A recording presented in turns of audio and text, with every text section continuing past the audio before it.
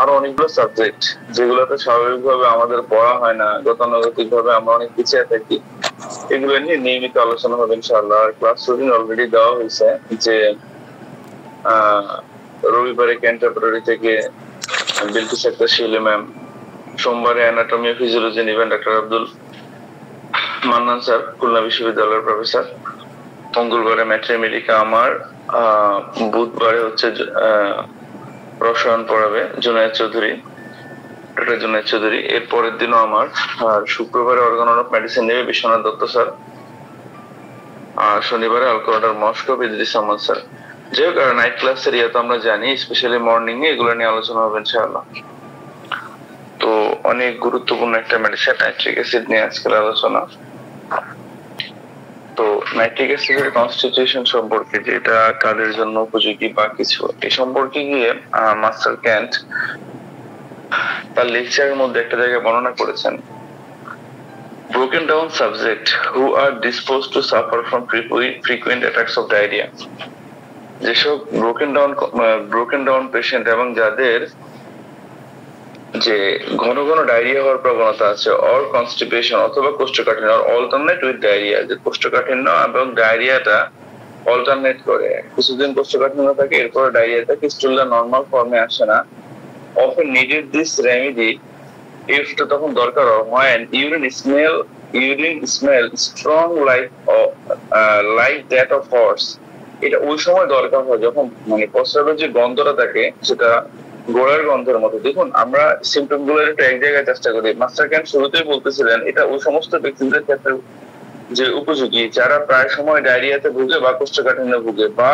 Diarrhoea অথবা কোষ্ঠকাঠিন্য alternate করে। এই সিমটমের সাথে যদি প্রস্রাবের দুর্গন্ধটা যে হর্স লাইক থাকে এবং যদি দেখা যায় সে যদি ফ্যাকাশে থাকে, দেখতে সিকলি থাকে, ওজন কমতেছে, এবং যে কোনো বডির যে কোনো জায়গার মধ্যে ক্ষত হওয়ার একটা প্রবণতা আছে।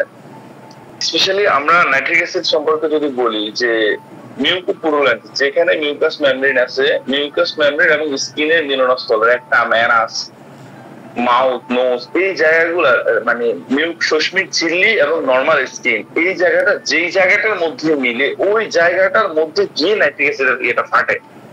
আর তার চেয়ে গুরুত্বপূর্ণ নাইট্রিক অ্যাসিডের ক্রাকের যে জায়গাটা, এই মানে স্কিনের যে জায়গাটার মধ্যে ফাটছে, ফাটার চারপাশটা একদম মানে খসখসে টাইপ থাকে।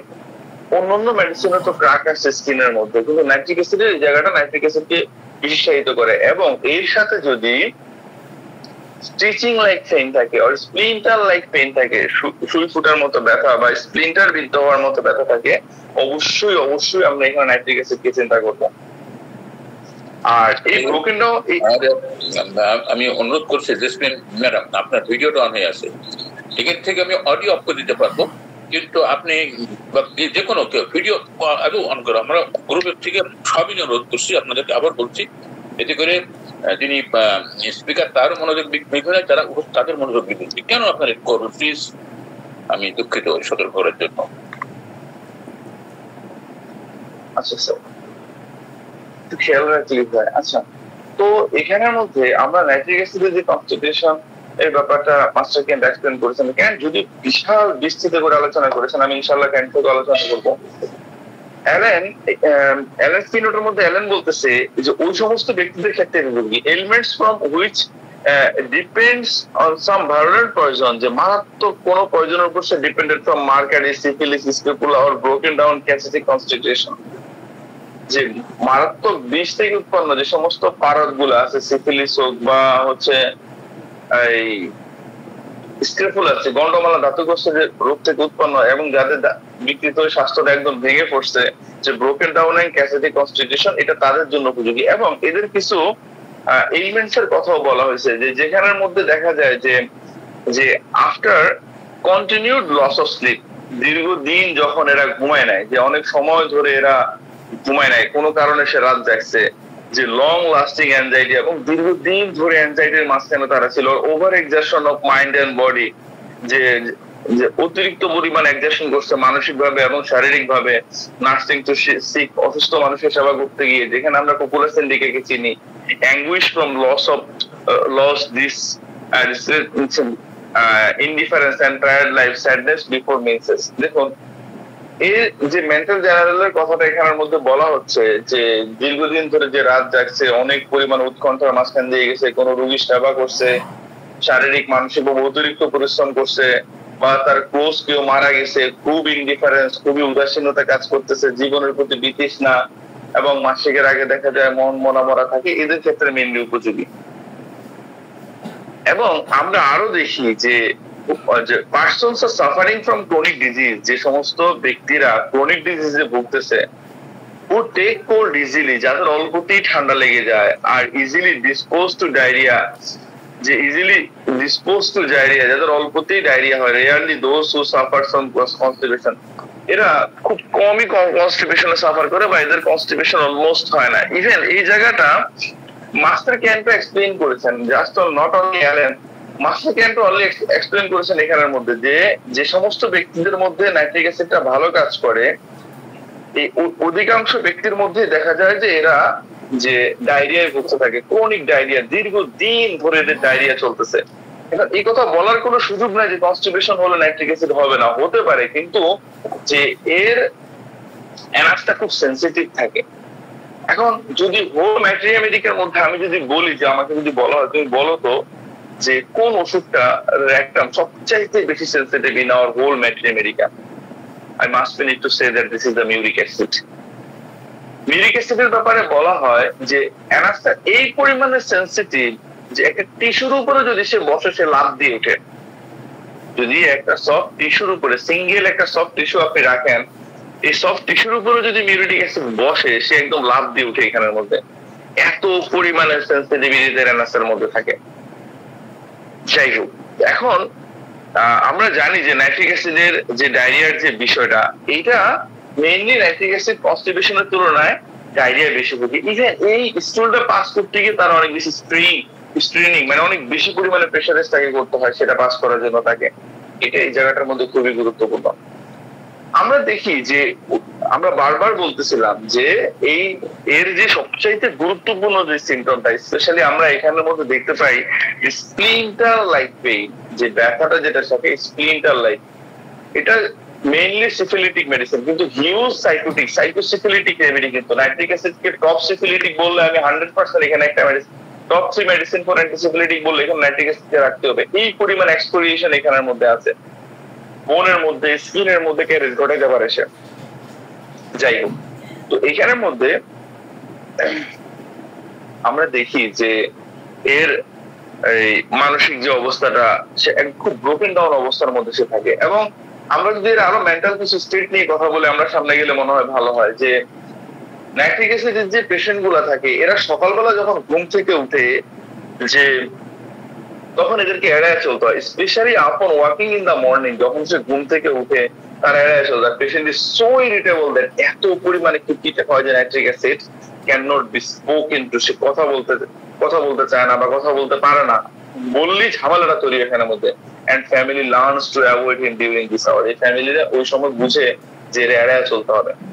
দেখুন ইরিটেবিলিটি যে বিষয়টা, ঘুম থেকে ওঠার পরে মন মেজাজ সিভিয়ার খারাপ হয়ে থাকে, বাচ্চারা লাঠি উষ্টা মারতে থাকে, এটা অবশ্যই লাইকোপোডিয়ামের ইন্ডিকেশন, কোনো সন্দেহ ছাড়া। কিন্তু এর জায়গাটা একটু ভিন্ন,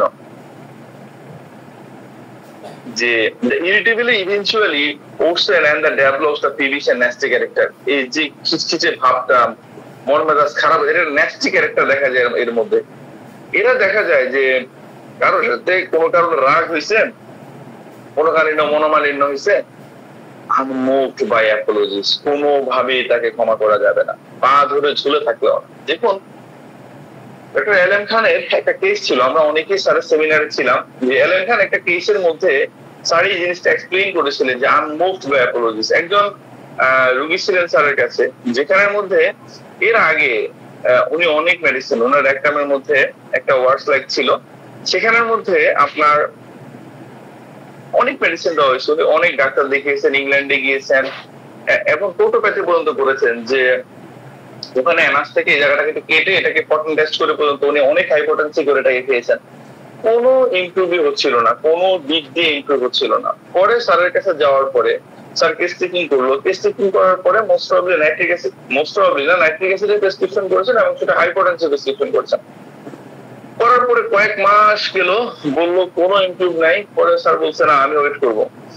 স্যার ওষুধ দেওয়ার পরে অনেক দিন ওয়েট করেছেন, একদিন হুট করে মানে স্কিনের মধ্যে যতগুলো ট্যাগ ছিল সবগুলা পড়ে গেছে এবং উনি মেন্টালি অনেক বেটার ফিল করতেছিল এবং লং টাইম ধরে উনি ভালো ছিল। তুমি বলতেছিল দিস ইজ অ্যালেম খান nitric acid, this is not your nitric acid. এটা আমি অ্যালেম খানের দেওয়া নাইট্রিক অ্যাসিড, এটা তোমার নাইট্রিক অ্যাসিড না। এটার পিছনে স্যার যে মেইন কারণটা বলছিলেন যে আমি ওনার মাঝে স্ট্রংলি সেটা পেয়েছি যে ওনাকে যখনই মানে কেউ কোনো অপরাধ করছে ওনার পা ধরে ঝুলে থাকলে বা ওনার কাছ থেকে সর্বোচ্চ পর্যায়ের ক্ষমা চাইলে উনি এখানে ক্ষমা করবেন না। আনমুভড বাই অ্যাপোলজি সিনথেসিস, এটা রুবিকে আছে এখানের মধ্যে, চাইলে দেখতে পারেন। এখানে একটাই মেডিসিন দেওয়া আছে নাইট্রিক অ্যাসিডকে।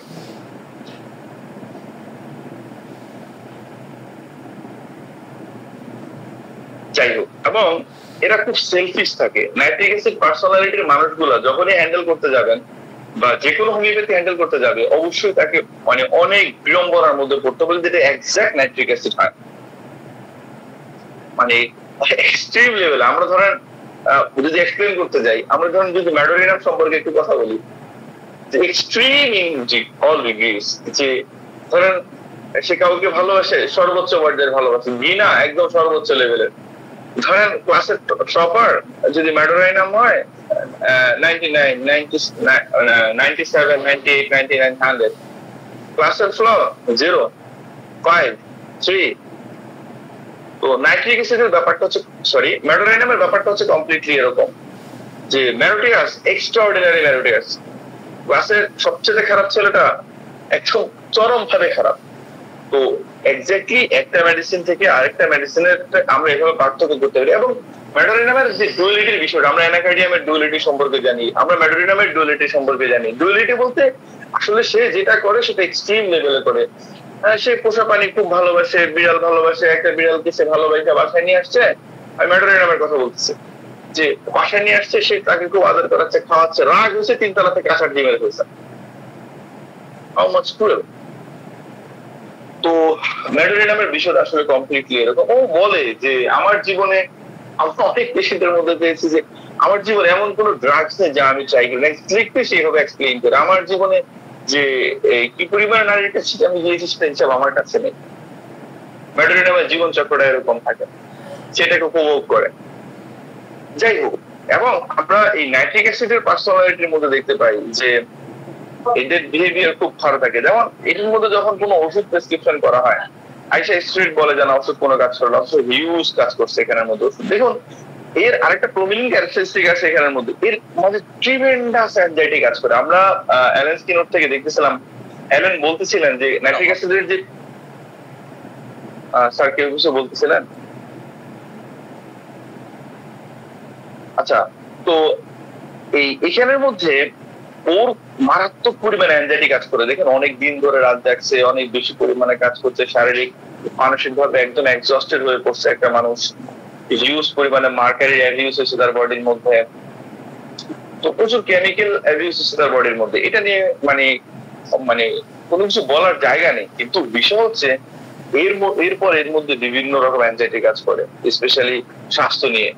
এবং nitric acid is the most hypochondriacal remedy in our materia medica. আমাদের ম্যাট্রিমেডিকার মধ্যে যতগুলো রোগ ব্যাধিগ্রস্ত, মানে রোগ নাই এরপরও মনে করে অনেক রোগ হয়েছে। দেখুন নাইট্রিক অ্যাসিডের আসলে অনেক রোগ, কিন্তু সে তিলকে তাল মনে করে। আমরা হাইপোকন্ড্রিয়াকে যদি কথাটা বলি যে রোগ ব্যাধি অনেক মেডিসিনের মধ্যে তো আছে। এখন বিষয় যেটা আছে যে হাইপোকন্ড্রিয়াসিসের কথা যদি আমরা স্বাভাবিকভাবে বলি, অনেক ওষুধের মধ্যে আপনি এটা পাবেন, such as the arsenic, aurum, benzoic acid, cactus, conium, magneuriticum, natmeuriticum, natcar, mazorinum, cifelinum, palcitilin, আর অনেক মেডিসিন আছে। এগুলো বড় মেডিসিন, ছোট মেডিসিন আরো বহু আছে। সো আমি হাইপোকন্ড্রিয়াসিসের কথাটা বলতেছিলাম। তো হাইপোকন্ড্রিয়াসের যে বিষয়টা বলতেছিলাম, এর মধ্যে যেটা ঘটে যে the patient especially fear of fetal disease, fetal disease গুলোকে সাথে ভয় পায়, লাইক ক্যান্সারের ভয়, এইডস এর ভয় খুব প্রমিনেন্টলি এর মধ্যে থাকে। And directly out of profession of state of health. দেখেন স্বাস্থ্যের যে অবস্থা, এটার সাথে স্বাভাবিকভাবে একদম সিভিয়ার কন্ডিশনে চলে গেছে তার মনে হতে পারে। আমরা যদি সিম্পটম ইভ্যালুয়েশনের কথা বলি, যে লক্ষণের মূল্যায়নের কথা যদি আমরা বলি, একটা পেশেন্টের হেলথ একদম মারাত্মক ভাবে ব্রোকেন, তার মাথায় খারাপ চিন্তা দুই একবার আসতেই পারে, এবং এর মাঝে যে ডিসপ্রপোর্শনে যে জায়গাটার কথা বলা হচ্ছে, যেরকমটা অ্যাজ হওয়ার কথা না, যেটা হেলথের সাথে যাচ্ছে না, ওই রকম ভাবে সে চিন্তা করতে থাকে তার এইডস হয়ে যাবে, তার ক্যান্সার হয়ে যাবে, এইটা ভয়ের মতো কাজ করতে থাকে। এজ অর ফ্যামিলি হিস্ট্রি, মানে তার বয়স, হেলথ, ফ্যামিলি হিস্ট্রি, আপনি এগুলো দেখে তার হেলথের যে কন্ডিশনটা, যে লেভেলস অফ হেলথ সম্পর্কে আমরা মোটামুটি ধারণা রাখি, যে এর যে লেভেলস অফ হেলথ যদি অনেক আপার লেভেলেও থাকে, এরপরও এর যে ডিসপ্রপোর্শন, যে ফ্যামিলি হিস্ট্রিতে যে আমরা যে জেনেটিক হেরিডিটির কথাটা আমরা বলে থাকি, কোনো কিছুই পাওয়া যাচ্ছে না এর মধ্যে, এরপরও এর মধ্যে অযৌক্তিক ভাবে এটা কাজ করতে থাকে। When involve the combination of hypochondria, the strong fear of death should be always considered this remedy. দেখেন, রতন মরিসন তার ডেস্কটপ গাইডে বলতেছে যে যখন এরকম হাইপোকন্ড্রিয়াসিস পাওয়া যাবে এবং অ্যাঙ্গারের যে বিষয়টা আমরা বলছিলাম, এটা যখন পাওয়া যাবে এবং এর সাথে যদি মৃত্যু ভয় কাজ করে, we should always consider this remedy. আমরা সবসময় নাইট্রিক অ্যাসিডকে কনসিডার করব অন্যান্য ওষুধের তুলনায়। স্বাভাবিক কোন একটা পেশেন্ট আমার কাছে আসছে, আমি কমপ্লিট কেস চেকিং করতেছি, কোন একটা উন্ড তার বডির মধ্যে আসছে, উন্ড এটা সারার কোনো নাম গন্ধ নাই, উন্ড থেকে অফেন্সিভ খারাপ দুর্গন্ধ বেরোচ্ছেন, ওকে ফাইন, বডির বিভিন্ন অরিফিস গুলোর মধ্যে ক্র্যাক আছে, কন্ডাইলেমোটা ডেভেলপ করতেছে, এবং আমি ফিজিক্যাল সিম্পটমের কথা বলতেছি, কিন্তু যে কন্ডাইলেমোটা ডেভেলপ করছে তার বডির মধ্যে, বডির যেখানের মধ্যে ক্র্যাক হচ্ছে, ফিশার হচ্ছে, সেখানের মধ্যে দেখা যাচ্ছে সাইডে দিয়ে এজ থাকতেছে, এবং দেখা যাচ্ছে যে এগুলো খুবই ক্ষতকর হচ্ছে, রাত্রেবেলায় বাড়তেছে। অবশ্যই একটা বারের জন্য হলো আমার ব্রেনে নাইট্রিক অ্যাসিড হিট করা উচিত, most problem this nitric acid, আর একটু বা যাচাই করে দেখি। তো এই যে প্যারিস মিলিং এর যে বিষয়টা, ইউরিনের মধ্যে benzoic acid, CPI, nitric acid, আরো প্রচুর পরিমাণে দেখতে পাই যে ইউরিনটা কি পরিমাণ অফেন্সিভনেস থাকে এদের ইউরিনের মধ্যে, ভয়ঙ্কর রকমের অফেন্সিভনেস থাকে এদের ইউরিনের মাঝে। যাই হোক, তো বিষয় হচ্ছে এই যে সিম্পটম গুলোর কম্বিনেশন যদি আমরা করি, আমরা অবশ্যই জায়গাটাকে নাইট্রিক অ্যাসিড দিয়ে চিন্তা করতে পারি। এবং দেখা যায় যে ডাক্তারকে এসে বলে যে accuse the doctor of the causing of him harm, তুমি আমার ক্ষতি করছো, আমার এটা ছিল না। আমি এই জন্য শুরুতে বলছিলাম যে এক্সাক্ট নাইট্রিক অ্যাসিড হলে ওকে হ্যান্ডেল করাটা খুবই কষ্ট। দেখুন, সিমিলার সিমিলি মাম, যে সদৃশ্যতম তো স্বাভাবিকভাবে হয়, সদৃশ্যতম যে বিষয়টা আছে, যে সর্বাধিক পরিমাণে সদৃশ, পার্সিয়ালি সিলেক্টেড যদি না হয়, যদি এক্সাক্ট কনস্টিটিউশনাল নাইট্রিক অ্যাসিড হয়, এটা ভয়ঙ্কর, অবভিয়াসলি হয়, এটা ভয়ঙ্কর, যে এটা এদের মধ্যে মানে এক্সট্রিম পরিমাণে ক্যান্সারের ভয়, মৃত্যুর ভয়, এইডস এর ভয় খুব সিভিয়ার পরিমাণে কাজ করে। এবং আরেকটা খুব গুরুত্বপূর্ণ যে ব্যাপার আছে, যে হাইপোটেনসি যে বিষয়টা, Master Kent explained that nitric acid patients are often extremely sensitive to medicine. Nitric acid patient গুলো মেডিসিনের প্রতি সেনসিটিভ। মাস্টার ক্যান্ট বলতেছে স্পেশালি হাইপোটেনসির প্রতি। Indeed, they prove every remedy given to high. The fissure from the many places, বিভিন্ন জায়গার মধ্যে fisher হয়, ক্যান্থায় যে চোখের কোনার মধ্যে হয়ে থাকে, মুখের মধ্যে হয়ে থাকে, অ্যানাসের মধ্যে হয়ে থাকে, স্কিনটা ফেটে যায়, this have the splinter sensation, যেখানের মধ্যে এগুলো থাকে সেখানে স্প্লিন্টার লাইক, যেন স্প্লিন্টার বিদ্ধ করা হচ্ছে, এই টাইপ পেইন থাকে এখানের মধ্যে। দেখুন, যে স্টিচিং পেইন, ইলিকার, ব্রায়োনিয়া খুবই প্রমিনেন্ট সিম্পটম এদের, আর অনেক মেডিসিনের মধ্যে আছে, যেটা আমরা এটিস মেলিফিকা, নাইট্রিক অ্যাসিড আর অনেকগুলো মেডিসিনের মধ্যে পাই। কিন্তু একটা মেডিসিন থেকে একটা মেডিসিন কমপ্লিটলি আলাদা, দুই একটা সিম্পটম মিলতে পারে। এই যে নাইট্রিক অ্যাসিডের যে মেন্টালিটি, এটা কোন ওষুধের সাথে এক্সাক্ট পুরোপুরি মিলে, দুই একটা সিম্পটম মিলতেই পারে, স্বাভাবিক। দুইটা মানুষের মধ্যে এই যে ইন্ডিভিজুয়ালাইজেশনের কথা যেমন বিকাশিত বলা হয়, মূলত এই কারণেই বলা হয়। সব সিম্পটম তো মিলে না, কিন্তু অধিকাংশ সিম্পটম দেখা যায় মিলে যায়।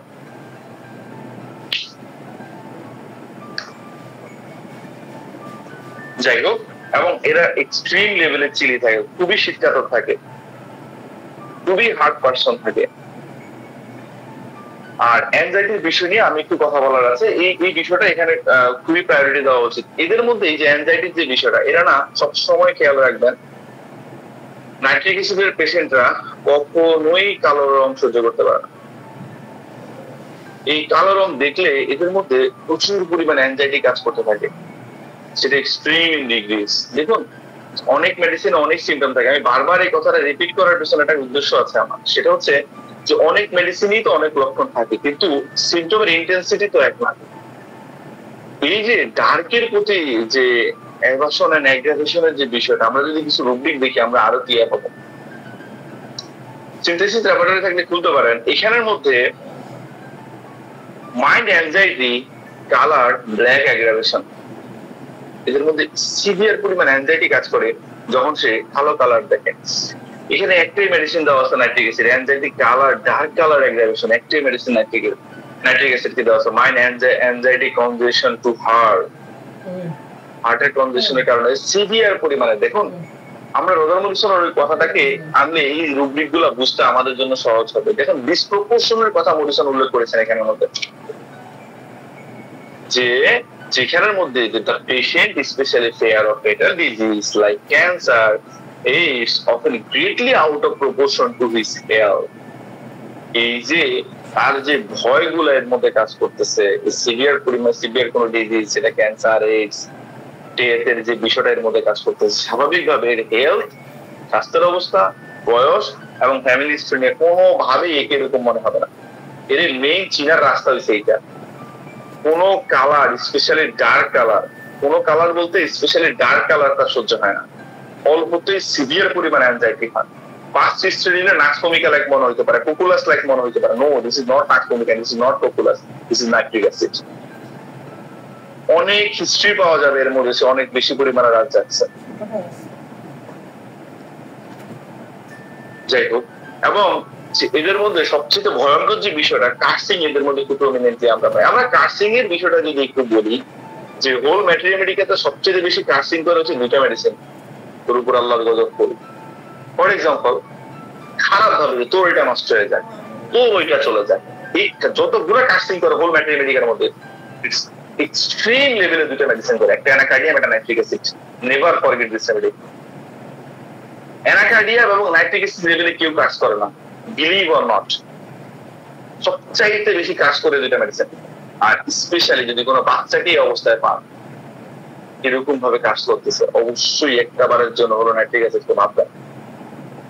আমি বলতেছি না যেটা প্রেসক্রিপশন করার জন্য, একটা সিনথেসিস এর রুব্রিক আছে, মাইন্ড কার্সিং ইন চিলড্রেন, একটাই মেডিসিন দেওয়া আছে এখানে নাইট্রিক অ্যাসিড কে।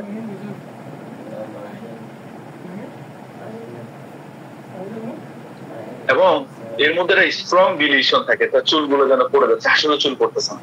সব সময় মনে হয় mind delusion, falling out of hair, single medicine is nitric acid. যাই হোক, আমরা আস্তে আস্তে রুব্রিক গুলোর মধ্যে আসবো। তো এর মেন্টাল স্টেটটা সম্পর্কে আলোচনা করার জন্য মূলত আমার এতটুকু ছোটাছুটি করা। এর মেন্টাল স্টেটটা এরকম থাকে, খুবই ভয়ঙ্কর লেভেলে থাকে যদি সেটা এক্সাক্ট নাইট্রিক অ্যাসিড হয়। যে miserable, anxious and stitching pain and offensive discharge, এদের মধ্যে দেখা যায় এরা খুব অ্যানসাস থাকে। এদের যে পেইনটা থাকে, stitching pain, splinter like pain, this type of modality is very very important in our homeopathy. যেখানের মধ্যে যে যেন একটা সুই ফুটাচ্ছে, হুল ফুটাচ্ছে, স্প্লিন্টার বৃদ্ধ করা হচ্ছে, এরকম পেইন থাকে এবং সাথে ব্যথা থাকে এবং অফেন্সিভ ডিসচার্জ থাকে। যে ডিসচার্জ গুলা বডি থেকে আসে, সেটা ট্রান্সপিরেশন বলেন, পাস বলেন, ইউরিন বলেন, স্টুল বলেন, specially in the urine, horrible offensive. এখন এই যে ঘোড়ার ইউরিনের মতো অফেন্সিভ এর বিষয়টা যেটা বলা হয়, এক্সাক্ট আমরা কয়জন ঘোড়ার ইউরিনটা দেখছি বা এটার স্মেলটা আমরা পাইছি, এক্স্যাক্টলি এভাবে বলাটা খুব tough. Nitric acid patient is miserable and state of dissatisfaction, যে সবকিছুতে অসন্তুষ্টি। ডিসস্যাটিসফ্যাকশনটা নাইট্রিক অ্যাসিডের খুব গুরুত্বপূর্ণ পয়েন্ট। সব কিছুতেই অসন্তুষ্টি, কোনো কিছুতেই সন্তুষ্টি নাই, কোনোভাবেই তাকে সন্তুষ্টি করা যায় না।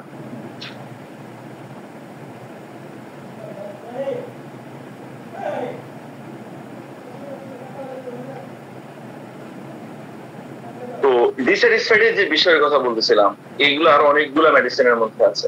স্পেশালি এটা নাইট্রিক অ্যাসিডের মধ্যে আমরা দেখতে পাই যে নেভার প্লেসড এনিথিং, যে কোনো কিছুতেই সন্তুষ্ট হয় না, যে become nihilistic point of life of meaningless, the characteristic physical level and sluggish circulation. Circulation গুলো থাকে, বডির যে সার্কুলেশন গুলো হয় এগুলো স্লাগিশ, মন্তর হয়ে যায়, স্প্লিন্টার লাইক পেইন থাকে এবং ডিসচার্জ, বডি থেকে যে স্টাফ গুলো আসে এগুলো সব দুর্গন্ধযুক্ত থাকে। Anxiety about the health, সবসময় এই স্বাস্থ্য নিয়ে দুশ্চিন্তা কাজ করে। ওই যে বললাম হাইপোকন্ড্রিয়াসিস, যেটা AIDS, disease and family history, কোনোটা দিয়েই বর্তমানে এটাকে মানে মেজার করতে পারবেন না, specially in the nitric acid. আসন্ন কোন রোগ সম্পর্কে ফেয়ার অফ ইনফ্যান্টিক ডিজিজের ক্ষেত্রে সবচেয়ে বড় মেডিসিন দুটো, একটা ফসফরাস, একটা হেলিকার। ছোট থেকে ছোট কিছু হইলে এরা মনে করে অনেক কিছু হয়ে যাবে। আর অনেক মেডিসিন আছে ইনফ্যান্টিক ডিজিজ, যে আমার বড় কোনো রোগ হবে, আমার বড় কোনো রোগ হবে, এইটার জিনিস অলওয়েজ স্টাক হয়ে থাকে এর ব্রেনের মধ্যে। Never forget to remedy specially হেলিকার এবং ফসফরাস। আর এর মধ্যে যেটা ক্যান্সার হয়, মৃত্যু হয়, আর এটা যেটা হচ্ছে হাইপোকন্ড্রিয়াল অ্যাংজাইটি, যে রোগ বাতিকতা এর মধ্যে কাজ করতে থাকে সবসময়। আর এরা খুব ইরিটেবল থাকে, মন মরা থাকে, কাজ করতে থাকে, যে কখনোই এরা চেয়ারফুল হয় না, এদের মধ্যে সুইসাইডাল ডিসপোজিশন কাজ করতে থাকে। স্টিচিং এর স্প্লিন্টার লাইক পেইন, যে স্টিচিং পেইন অথবা উল ফুটানোর মতো, সুই ফুটানোর মতো ব্যথা, অথবা স্প্লিন্টার বিদ্ধ হচ্ছে এরকম ব্যথা থাকে। আর এদের ডিসপেয়ার অফ অ্যাকশনের যে জায়গাটা আমরা বারবার বলছিলাম, স্কিন এবং মিউকাস মেমব্রেন, স্কিন এবং মিউকাস মেমব্রেনের মিলনস্থলের মধ্যে যে এখানের মধ্যে যে এদের প্যাথোলজি ডেভেলপ করে, স্পেশালি ক্র্যাক হয়, মেইনলি ক্র্যাক হয়, ফিশার হয়, অফেন্সিভ ডিসচার্জ থাকে, ইউরিনের যে অর্ডারটা থেকে একটা হর্স লাইক থাকে, অফেন্সিভ রেসপিরেশন, ঘামটা খুবই দুর্গন্ধযুক্ত হয়। দেখুন excoriating perspiration on the feet that destroy the socks, এটা সিলিকার মধ্যে একদম সেম ডিগ্রিতে আছে, সিলিকা এন্ড নাইট্রিক অ্যাসিড। আরো অনেক মেডিসিন আছে, স্পেশালি প্রধান ওষুধ দুইটা এখানের মধ্যে, যে পায়ে যে ঘামগুলা হয় এটা খুবই দুর্গন্ধযুক্ত হয়, এবং দেখা যায় যে এরা মানে সক্সটা নষ্ট করে, অল্প কয়েকদিন নিজের মুজা নষ্ট হয়ে যায়। সিলিকার পেশেন্টটা যখন চেম্বারে ঢুকে যদি শু পরে আসে, সে শুটা বাইরে রেখে ঢুকলে বোঝা যায় পুরো চেম্বারের অবস্থা খারাপ হয়ে যায়, এত পরিমাণে দুর্গন্ধ ছড়ায়। আনরিফ্রেশিং স্লিপস, স্লিপটা রিফ্রেশিং হয় না, ক্র্যাকস অ্যাবাউট দ্য লিপস, লিপসে ক্র্যাক হয়, মাউথের কর্নারে ক্র্যাক হয়, ফিশার হয় টাঙ্গের মাঝে। দেখুন মাউথের কর্নারে ক্র্যাকের মধ্যে condurango one of the best medicine, কোনো সন্দেহ নাই এখানের মধ্যে। কিন্তু দেখবেন কুন্ডরাঙ্গ যখনই প্রেসক্রিপশন করবেন, দেখবেন রিল্যাপস হওয়ার একটা প্রবণতা থাকে। আমি আমার পার্সোনাল প্র্যাকটিসে আমি অসংখ্যবার পাইছি যে কুন্ডরাঙ্গ রিল্যাপস করে। কিন্তু অন্যান্য কনস্টিটিউশন, একদম কনস্টিটিউশনের কোনো মেডিসিন দিলে এটা রিকার করে না। কুন্ডরাঙ্গ দিলে ইনস্ট্যান্টলি মাউথ কর্নারের ক্র্যাক ভালো হয়ে যায়, কিন্তু এটা আবার রিকার করে। আবার ফিরে আসে এটা। যাই হোক, ক্র্যাকিং ইন দা জ হয় চিউইং, যখন সে কোনো কিছু চাবাইতে যায় তখন এই জর মধ্যে ক্র্যাকিং সাউন্ড হয় in the joint, ankle or knee while walking. যখন সে হাঁটে, হাঁটের মধ্যে তখন দেখা যায় হাঁটুর মধ্যে, অ্যাঙ্কেলের মধ্যে কট কট কট কট শব্দ হয়। দেখুন এই যে স্পেশালি যে নির মধ্যে যে ক্র্যাকিং সাউন্ডটা হয়, এটা কস্টিকামের অনেক বড় লক্ষণ, কোনো সন্দেহ নাই, এটা কস্টিকামের অনেক বড় লক্ষণ। আমরা এই যে ক্র্যাকিং সাউন্ডের কথা বলতেছি, যে যদি সেটা নির মধ্যে হয়, আমি বারবার বলতেছি, এবং এটা উপর থেকে নিচের দিকে নামার সময় যখন হয়, এটা অধিকাংশ সময় কস্টিকামকে ইন্ডিকেট করে যে cracking in the knee. Most probably রুবিকের আন্ডারে দুইটা ফার্স্ট গ্রেডের মেডিসিন আছে, একটা কস্টিকাম, একটা সালফার, আরো অনেকগুলো মেডিসিন আছে। এটা কি শুধু এই ওষুধের কথা আমি এই জন্য বলতেছি, এটা ওষুধের বড় লক্ষণ। কস্টিকামকে যখন আপনি দেখবেন, কস্টিকাম যখন হাঁটে, যখন সে উপর থেকে নিচের দিকে নামে, কস্টিকাম, বেনজোইক অ্যাসিড, এদের মধ্যে দেখবেন স্ট্রংলি এরা যখন হাঁটে তার মধ্যে কট কট কট কট শব্দ হয়। এবং এই নাইট্রিক অ্যাসিডের মধ্যে যেটা দেখতে পাওয়া যায়, chewing in the jaw when, sorry cracking in the jaw when chewing, যখন কোনো কিছু চিবুতে যায় তখন দেখা যায় এর মধ্যে কট কট কট কট শব্দ থাকে। এটা জয়েন্টের মধ্যে, অ্যাঙ্কেলের মধ্যে, নির মধ্যে হয় যখন সে হাঁটে। আচ্ছা, ওয়ার্ডস এর মধ্যে নাইট্রিক অ্যাসিডের ওয়ার্ডস আমাদের হোল ম্যাট্রিয়ামেডিকের মধ্যে যতগুলো মেডিসিনের ওয়ার্ডস আছে সবচেয়ে সেনসিটিভ ওয়ার্ডস, এতে কোনো সন্দেহ নাই। স্লাইড টু স্লাইড টাচে ব্লিডিং হবে। ইভেন যখন পেশেন্ট কনস্টিটিউশনালি থুজার is failed, then you must need to take nitric acid, especially in the wards, আচিলের মাঝে। দেখেন থুজা ইউজুয়ালি প্রেসক্রিপশন যেটা হয় সেটা গড় করতা প্রেসক্রিপশন হয়, যে ওয়ার্ডস দেখলেই থুজা, আসলে এটা ঠিক না। সেটা লাইকোপোডিয়ামের ওয়ার্ডস হতে পারে, ক্যালকেরিয়ার ওয়ার্ডস হতে পারে, সেটা সিপিআর ওয়ার্ডস হতে পারে। যাই হোক, এখন বিষয় হচ্ছে নখের কাছে একদম নেই, নখটা একদম ঘেঁষে একটা ওয়ার্ডস হয়েছে, এটা অবশ্যই অধিকাংশ কেসে লাইকোপোডিয়ামকে ইন্ডিকেট করে, এটা কোনো সন্দেহ নাই। এখন পেশেন্ট যদি লাইকো না হয়, লাইকো কিভাবে দিবে? তো বলতেছিলাম এই কারণে, স্পেশালি যেহেতু একদম স্পেসিফিকলি আলোচনা করতেছিলাম যে ওয়ার্ডস এর বিষয়টা, যে এদের যে লিডস এর মধ্যে আই লিডস এর যে ওয়ার্ডস হয়, এতে স্লাইড টু স্লাইড আছে গ্রেডিং হয়, স্পেশালি আপার লিডস, যে চোখের উপরের পাতার মধ্যে ওয়ার্ডস হয়, সেপ্টামের মধ্যে ওয়ার্ডস হয়, যে যদি কোনো কারো সেপ্টাম মিডল সেপ্টামের মধ্যে যদি কারো ওয়ার্ডস হয়, নাকের যে মাঝখানে যে জায়গাটা আমরা জানি অবশ্যই সেপ্টাম বলা হয়, সেপ্টামে যদি কারো ওয়ার্ডস হয়, এটা nitric acid single. Cervical region, nap of the নেক, ঘাড়ের একদম গোড়ার মধ্যে যদি হয়, দেখেন এটাও নাইট্রিক অ্যাসিডের ওয়ার্ডস অধিকাংশ ক্ষেত্রে, এবং সেখান থেকে ডিসচার্জ হয়, উজিং হইতে থাকে, সেটা লার্জ থাকে। খাবারের পছন্দের ব্যাপারে নাইট্রিক অ্যাসিড কি চিনার কিছু জায়গা আছে। আমি চ্যালেঞ্জ করে বলতে পারি এটা in our whole materia medica, যে ফ্যাটের প্রতি পছন্দ, যে ফ্যাট পছন্দ করে, এক্সট্রিম পরিমাণে ফ্যাট পছন্দ নাইট্রিক অ্যাসিড লেভেলে হোল ম্যাটেরিয়া মেডিকা দেখতে পারে। নাইট্রিক অ্যাসিড লেভেলে কেউ না, আমি বলি না অন্য কোনো মেডিসিন ফ্যাট হ্যাঁ, এদের যে ফ্যাট ডিজায়ারের মধ্যে যদি সিনথেসিসের রুব্রিকও দেখেন, যে food and drinks fat desire, first গ্রেডে একটাই মেডিসিন আছে নাইট্রিক অ্যাসিড, সেকেন্ড গ্রেডে আরো অনেকগুলো মেডিসিন আছে, আমি ওদিকে যাচ্ছি না। এরা যেই করে যে মাংস খেতে বসলে এরা পয়সা পয়সা এখান থেকে চর্বিটা নেয়। এরা যখন চিকেন খায় না, এজ ইউজুয়ালি আমাদের এখন যেটা ঘটে, স্বাস্থ্য সচেতন হওয়ার কারণে আমরা যে চিকেনটাকে হাতে ছিলে নিয়ে আসি, এরা যেটা করে, এরা এটা করে না, নাইট্রিক অ্যাসিডের পেশেন্ট এটা করে না। এরা ওই যে চিকেনের যে চামড়াটা আছে, এটার মধ্যে দেখুন একটা চর্বি যুক্ত, কিন্তু এটা ওরা এটা খায়, এবং ওরা বলে যে এটাকে ড্রেসিং করে আনবা, কিন্তু চামড়া ছিলে আনবা না।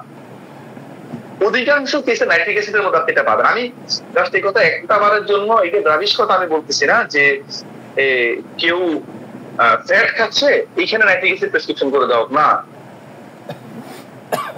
মাস্টার ক্যান্ট লেজারেটিক্স এর মধ্যে এখানে বলেছেন, আমরা জানি লেজারেটিক্স সম্পর্কে, যে মাস্টার ক্যান্ট এখানে বলেছে যে সিম্পটমের ইন্টেন্সিটি সম্পর্কে যদি আমরা সচেতন না হই, যদি কোনো সিম্পটমকে এক্সাগ্রেটেড করার বদভ্যাস আমাদের মধ্যে থাকে, একটা হোমিওপ্যাথের যত বয়স বাড়বে তার প্র্যাকটিস তত খারাপ হতে থাকবে। এই জন্য যে সিম্পটমটা গুরুত্বপূর্ণ, ওই সিম্পটমটাকে ওই জায়গায় রেখে মনে রাখা, ওই জায়গায় রেখে পড়া। ফ্যাটটা এক্সট্রিম লেভেলে পছন্দ, সে খুবই ফ্যাট পছন্দ করে, সে খুব সল্ট পছন্দ করে, ইনডাইজেস্টেবল জিনিসগুলো স্বাভাবিকভাবে হজম হয় না এই জিনিসগুলো পছন্দ করে, আর্ট, মাটি, চক, কয়লা ওইগুলা খায়। তাহলে পছন্দের দিক থেকে সবচাইতে পছন্দ যদি আমরা নাইট্রিক অ্যাসিডের বলি, সবচেয়ে বেশি পছন্দ হচ্ছে ফ্যাট। ফ্যাট পছন্দ করে সে, যে খাবারগুলো সহজে হজম হয় না সেগুলো পছন্দ করে, সল্ট খেতে পারে। অ্যাভারশন টু সিজ, স্ট্রং সিজ সে পছন্দ করে না, এগ পছন্দ করে না। আরেকটা খুবই গুরুত্বপূর্ণ ফুড মডালিটির মধ্যে অ্যাগ্রাভেশন বাই দ্য মিল্ক, সে কোনোভাবেই দুধ সহ্য করতে পারে, যে কোনো ভাবে সে দুধ খাক তার সমস্যা তৈরি হয়, ল্যাকটোজের প্রতি স্ট্রং ইনটলারেন্সে থাকে। দেখুন এই দুধ অসহ্যের যে বিষয়টা, এটা অনেকগুলো মেডিসিনের মধ্যে আছে, যে দুধ খেলে সমস্যা হয়। এরকম তালিকা যদি আপনি ধরেন, ইথুজা, ক্যালকেরিয়া সাল, ফোনিয়াম ম্যাকুলিটাম, ল্যাগডিফ্লোর, ম্যাগনিউ, ম্যাকটিক অ্যাসিড, সিপিয়া, টিউবারকুলোইডাম, আরো অনেকগুলো মেডিসিনের মধ্যে আছে। এগুলো বড় মেডিসিন, যে এরা কোনো মতে দুধ সহ্য করতে পারে না। দুধ খেলে এদের কি সমস্যা হয়? বদহজম দেখা দেয়, বমি বমি ভাব হয়। সিনথেসিসে দেখুন যে স্টোমাক ইনডাইজেশন, মিল্ক অ্যাগ্রাভেশন সবচেয়ে অনেক বড় মেডিসিন নাইট্রিক অ্যাসিড এখানের মধ্যে, স্টোমাক নজিয়া, মিল্ক। যারা রুবিটা দেখতে পারেন এখানের মধ্যে যে নাইট্রিক অ্যাসিড অনেক বড় মেডিসিন। আমি একটু রুবিটা দেখি, যে স্টোমাক নজিয়া, মিল্ক অ্যাগ্রাভেশন, দুইটা মেডিসিন আছে ফার্স্ট গ্রেডে, একটা ক্যালকেরিয়া, একটা নাইট্রিক অ্যাসিড।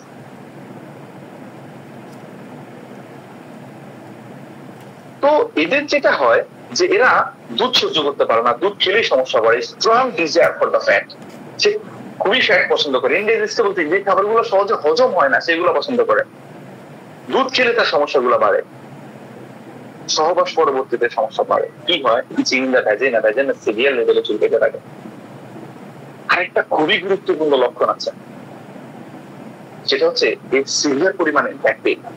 দেখুন ব্যাক পেইনের বিষয় নিয়ে যদি আমি কথা বলতে চাই, স্পেশালি আফটার কোয়েশন সহবাস পরবর্তী সময়তে, স্পেশালি যে আফটার পলিউশন, অবশ্যই আমার কোবাল্টাম মেটালটাকে আমার মনে রাখতেই হবে। এটাকে মাথা থেকে সরানো যাবে না, কোনোভাবেই সরানো যাবে না, এটাকে ব্রেন স্টাক করে নিতে হবে।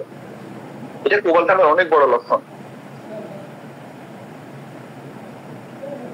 যে কোবাল্টামের মধ্যে আমরা যদি দেখি যে এদের এই ব্যাক পেইন হয়, স্যাক্রামের মধ্যে ব্যথা হয় যখন সে বসে থাকে, সে যখন শুয়ে থাকে বা হার্ট একটু ভালো বোধ করে, স্পেশালি এটা তখনই ডেভেলপ করে যখন দেখবেন তার স্বপ্নদোষ হয়েছে, স্বপ্নদোষ পরবর্তী সময় এই অবস্থা হয়ে গেছে।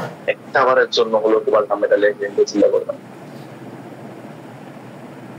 এটা কোবাল্টাম মেটাল, এটাকে কোনো মতেই ভোলার মতো না। যাই হোক, তো এই কোবাল্টাম মেটালিটামের কথা আমি এই জন্য বলতেছিলাম যে এটার সাথে নাইট্রিক অ্যাসিডের স্পেশালি যে ব্যাকের জায়গাটার মধ্যে মিল আছে, এখানে এটাকে আবার বাদ দেওয়া যাচ্ছে না। আমরা যদি এরকম কম্পারেটিভলি একটু পড়ার চেষ্টা করি, আমার কাছে মনে হয় এটা ব্রেনে আরো সহজে আটকায়। দেখুন, কোবাল্টামের যে বিষয়টা low back pain and sciatica, যে low back pain and sciatica with nocturnal emissions, low back pain হোক, কোবাল্টামের সাইটিকা হোক, এদের সাথে নকটার্নাল এমিশন থাকে। আমরা স্বপ্নদোষের কথাটা বলতে পারি, সিমিনাল এমিশনের কথা বলতে পারি, বীর্যপাতের কথা আমরা এখানে বলতে পারি। Cobaltum is a god of mind, এটা আমাদের ব্রেনের মধ্যে তখন আসে হয় combination of nocturnal emission and back travel.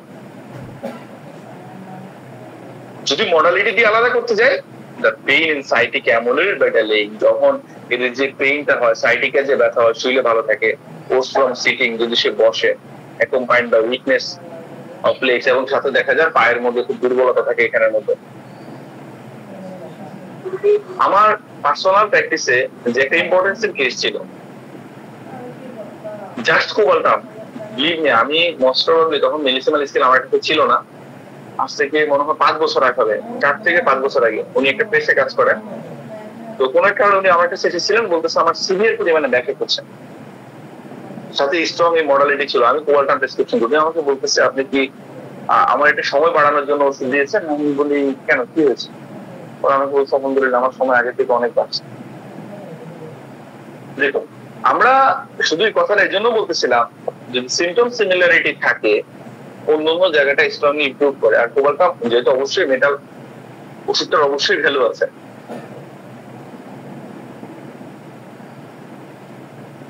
যাই হোক, তো আমরা ছিলাম ব্যাক পেইনের ক্ষেত্রে, যে ব্যাক পেইনের যে বিষয়টা, এদের যে ব্যাক পেইনটা হয় নাইট্রিক অ্যাসিডের মধ্যে, এটা কোয়েশন আফটার বাড়ে, অনেক বড় লক্ষণ নাইট্রিক অ্যাসিডের মধ্যে। দেখুন, অন্যান্য সিমটম গুলো নাইট্রিক অ্যাসিডের মধ্যে এখানে প্রমিনেন্ট থাকবে। কোবাল্টাম ছোট মেডিসিন, এটাকে নিয়ে ধরেন আপনি যদি বরিকের মধ্যে দেখেন, বরি কিন্তু অল্প একটু করে বলছে, দেখেন দেয়ার আর একটু নিউরাস্টিক spinal stage the sexual disturbance, fatigue and agitation from the bony pain most in the morning, এই এতটুকু বরিক জেনারেল হেরে দিচ্ছে। অথচ বরিকের জেনারেলের মধ্যে আমরা যখনই বরিকের ম্যাটেরিয়াল পড়ি, বরিক জেনারেলের মধ্যে মেডিসিনের মানে অর্ধেকটাই পুরো বর্ণনা করে ফেলে। আমার কাছে মনে হয় বরিক জেনারেলটা এবং রিলেশনটা যদি একটু বুঝে পড়ে, এবং যে জায়গাটাতে বরিক বেশি ফোকাস করছে জায়গাটা বুঝে পড়লে আর লাগে না, যথেষ্ট। যাই হোক, তো এখানের মধ্যে আমরা নাইট্রিক অ্যাসিড সম্পর্কে বলতেছিলাম, strong desire for the fat, salt and indigestible thing, specially strong চিজকে অপছন্দ করে, দুধকীলতার সমস্যাগুলো বাড়ে, সহবাস পরবর্তী সমস্যাগুলো বাড়ে, খেলের সমস্যাগুলো বাড়ে, স্টুল পরবর্তীতে সমস্যাগুলো বাড়ে। দেখেন, স্টুল পরবর্তীতে সমস্যার কথা যদি আমরা বলতে বিস্তারিত আলোচনা লাগবে, আমি একটু সময় নিচ্ছি। রেটিনিয়ার সাথে হিউজ মিল আছে, সালফারের সাথে হিউজ মিল আছে এখানের মধ্যে। আপনি দেখবেন রেটিনিয়া সালফারের মধ্যে এরা যখন স্টুল পাস করে আসে, মানে কি যে যন্ত্রণা রে বাবা, লাস্টিং ফর লং আওয়ার। সকালে পায়খানা করছে 8টা বাজে, রাত্রে 8টা বাজে, জ্বলতেছে, চিল্লাচিল্লি করতেছে, ভয়ঙ্কর পরিমাণে জ্বালা পোড়া, যেটা সালফারের মধ্যে আপনি পাবেন, খুব স্ট্রংলি পাবেন এখানের মধ্যে, রেটিনিয়া সালফারের মধ্যে খুব স্ট্রংলি পাবেন। কিন্তু আমরা বলতেছিলাম যে নাইট্রিক অ্যাসিডের মধ্যেও দেখা যায় যে স্টুল পরবর্তী সময়, আমরা নাইট্রিক অ্যাসিড স্টুল সম্পর্কে শুরুতেই বলতেছিলাম যে মাস্টার ক্যান্ট বলেছেন এখানের মধ্যে যারা স্পেশালি ওষুধটা বেশি কাজ করে, ওদের মধ্যে ক্রনিক ডায়রিয়া, যারা দীর্ঘ সময় ধরে ডায়রিয়া ভুগতেছে, খুব কম ব্যক্তিরা নাইট্রিক অ্যাসিডের ক্ষেত্রে কনস্টিপেশনে সাফার করে। যদি কনস্টিপেশন হয়, কনস্টিপেশন অল্টারনেট উইথ ডায়রিয়া থাকে, কিছুদিন কনস্টিপেশন কিছুদিন ডায়রিয়া থাকে।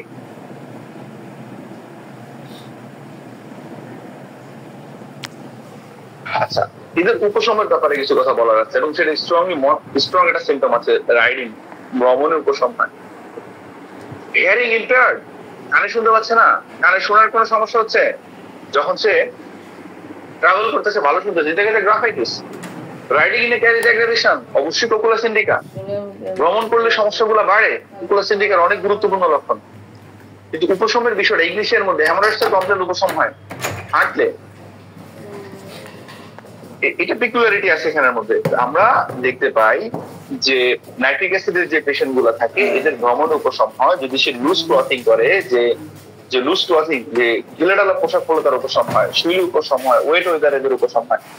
আরেকটা খুবই গুরুত্বপূর্ণ সিমটম হচ্ছে নাইট্রিক অ্যাসিডের মধ্যে, এটা অবশ্যই আমাদের ব্রেন থেকে, আমার কাছে মনে হয় সবার হয় না, আমার ব্রেন থেকে অধিকাংশ সময় ছুটে যায়, এটা চেঞ্জ অফ ওয়েদার অ্যাগ্রাভেশন।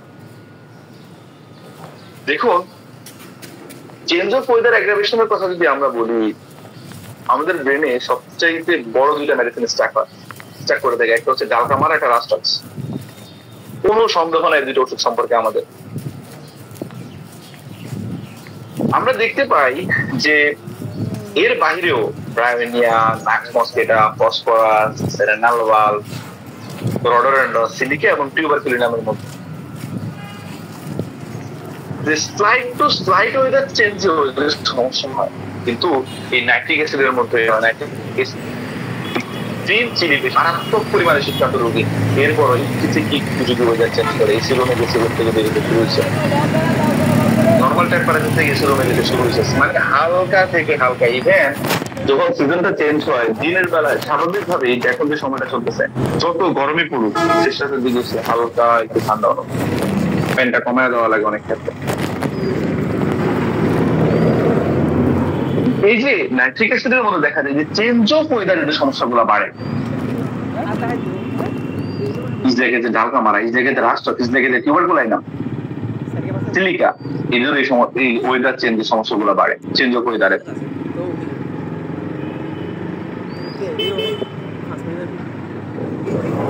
আচ্ছা, এখন আমরা যে কথাটা যেখানে ছিলাম, দেখুন মাস্টার ক্যান্টে যে কথাটা উল্লেখ করছেন, আমি জায়গাটা আগে একটু বলি। সেনসিটিভ টু কোল্ড, যে ঠান্ডার প্রতি সংবেদনশীল, অলওয়েজ চিল, সবসময় শীতকাত, সিমটমস আর aggravated becoming cold and in the cold air. ঠান্ডা আসলেই সমস্যাগুলো বাড়ে, কোল্ড এয়ারে বাড়ে, অলওয়েজ টেকিং কোল্ড, সবসময় তার ঠান্ডা লেগে থাকে বা ঠান্ডা লেগে যায়। The walls of blood vessel relax and bleed easily, যে ব্লাড ভেসেল থেকে যে ব্লাড গুলো আছে অল্পতেই ব্লিডিং হয়, এবং সেটা মাস্টার ক্যান বলেছে সেটা প্রফিউজ ডার্ক ব্লাড, অনেক বেশি পরিমাণ হয় কালো রক্ত। কিন্তু অনেক রাইটার আবার এটাও বলেছেন যে এদের ক্ষেত্রে যে ব্লাডটা হয়, ব্লাডটা ব্রাইট রেড হতে পারে। ব্লাডের ব্যাপারে যে বাইপোলারিটি আছে, যে এক্স্যাক্টলি ডার্ক ব্লাড দেখে আমি এটাকে বাদ করে দিবে সুযোগটা নাই, বা ব্রাইট রেড দেখে বাদ করে দিবে সুযোগটা এখানে থাকতেছে না। এবং পেইনের কথা বলতেছে, তার পেইন, মাস্টার ক্যান বলছেন যে pain are the flesh were on the from bone, যে from as if flesh were torn from the bone, যেন উপরে যে মাংসটা আছে হার্ট থেকে ছিঁড়ে ফেলতে sensation, though the splinter like sensation থাকে ইন দ্য ইনফ্লাম পার্ট, যে পার্টটার মধ্যে ইনফ্লাম বা প্রদাহজ থাকে, in the ulcer and the, যেখানে আলসার থাকে ওখানে অনুভূতি থাকে, এবং সেটা নার্ভের মধ্যে। আলসার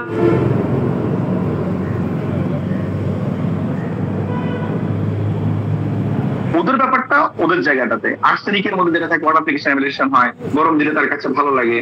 এবং আমরা দেখতে পাই যে আর্সেনিকের কথা তো আমরা বললাম, কার্বোবেজের কথা, কার্বোবেজ সম্পর্কে আমরা জানি, কার্বোএনামিলিসের ব্যাপারে আমরা জানি। আরো স্পেশালি কার্বোএনামিলের ক্ষেত্রে আমরা দেখতে পাই যখন সিভিয়ার পরিমাণে, একদম ভয়ঙ্কর পরিমাণে, যে দেখা যায় যে ইডিমেটাস, বডি ফুলে যাচ্ছে, আর্টিকেরিয়া হয়ে বডি ফুলে যাচ্ছে, ইমিডিয়েটলি হয়তো এই জায়গাটা চিন্তা করতে পারে কার্বোএনামিলিসের কথা। অন্য কনস্টিটিউশনাল রেমেডি আসতে পারে, কিন্তু এটাকে এটা সব থেকে প্রিভেন্ট করা যায় অধিকাংশ ক্ষেত্রে কার্বোএনামিলের মাধ্যমে। ইফ সিমটম রেসপন্স, যদি সিমটম রেসপন্স করে এখানে আছে। আর সিকিলিকরের ব্যাপারে যখনই কোনো উন্ড থাকে, কোনো আলসার থাকে এখানের মধ্যে, 4 বছর 5 বছরের আলসার লং টাইম ধরে চলতেছে, সিভিয়ার পরিমাণে বার্নিং হচ্ছে, ধরে দেখলেন ঠান্ডা, জায়গাটা ঠান্ডা, রুগী বলতে চান কভার করতেছে, অবশ্যই একটা বার সিকিলিকরকে চিন্তা করা উচিত এখানের মাঝে।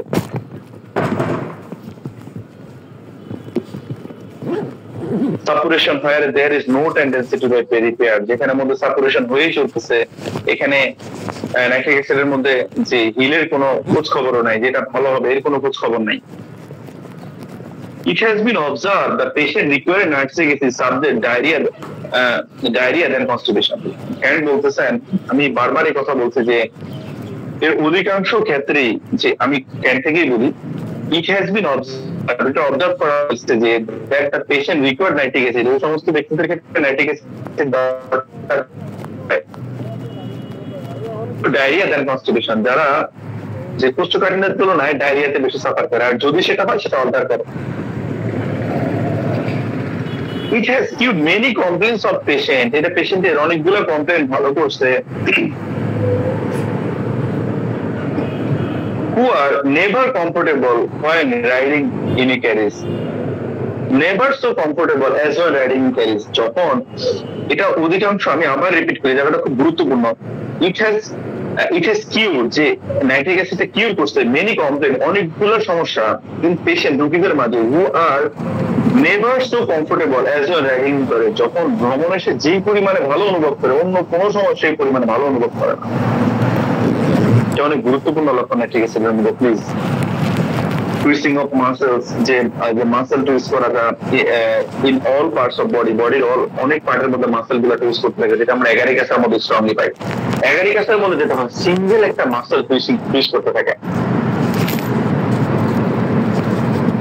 Many complaints are aggravated from the jar, অনেকগুলো সমস্যা ঝাঁকির মাধ্যমে বাড়ে, as from নয়েজের মধ্যে বাড়ে, even pains aggravated from the noise, সে এত পরিমাণে সেনসিটিভ থাকে তার ব্যথাটা পর্যন্ত শব্দ পারে। Nitric acid patient are often extremely sensitive two medicine, nitric অ্যাসিডের পেশেন্ট গুলো ওষুধের প্রতি সংবেদনশীল, স্পেশালি হাই পটেন্সি, উচ্চ শক্তির প্রতি। মিনিস্ট্রাল স্কেলে প্র্যাকটিস করার সবচেয়ে বড় সুবিধা হচ্ছে এখানে এইসব দূর ঝামেলা পড়াইতে হয়। যাই হোক, fissure from on the many places, যে বিভিন্ন জায়গার মধ্যে ফিশার হয়, ক্যান্থাইয়ের মধ্যে ফিশার। আমরা বলছিলাম যে মিউকাস মেমব্রেন এবং নরমাল স্কিন যেখানে মিলিত হয়েছে, এর মেইন কমপ্লেইন্ট এখানের মধ্যেই হয়, বেন্ডিং এর মধ্যে হয়। যেরকম সোরেনামের মধ্যে আমরা দেখি বডির যত বেন্ড, যত ফোল্ড, সব সোরেনামের জায়গা, স্ট্রংলি সোরেনামকে ইন্ডিকেট করে, যদি ম্যাক্সিমাম কমপ্লেইন্ট গুলো বেন্ডিং এর মধ্যে হয়।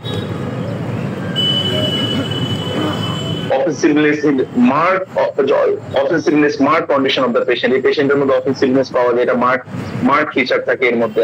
অফেন পোর্ট্রেট অর্ডার, মারাত্মক রকম দুর্গন্ধ, urine smell like of horse, ইউরিনের দুর্গন্ধটা হর্সের মধ্যে। অফেন্সিভ লিকুইড অফেন্সিভ ক্যাটার যে ডিসচার্জ দেয় সেটাও দুর্গন্ধযুক্ত, অয়েন্ট যে শ্বাসকষ্টটা দুর্গন্ধযুক্ত, ফোর্টেড ফুটসুয়েট, পায়ের যেটা থাকে, যে ঘামটা থাকে, এটাও দুর্গন্ধযুক্ত থাকে। আমরা এখন বলছিলাম পায়ের ঘামে একদম মোজা পর্যন্ত ছিঁড়ে যায় কয়েকদিন পর পর, ফ্রিকুয়েন্টলি এদের মোজা চেঞ্জ করতে হয়।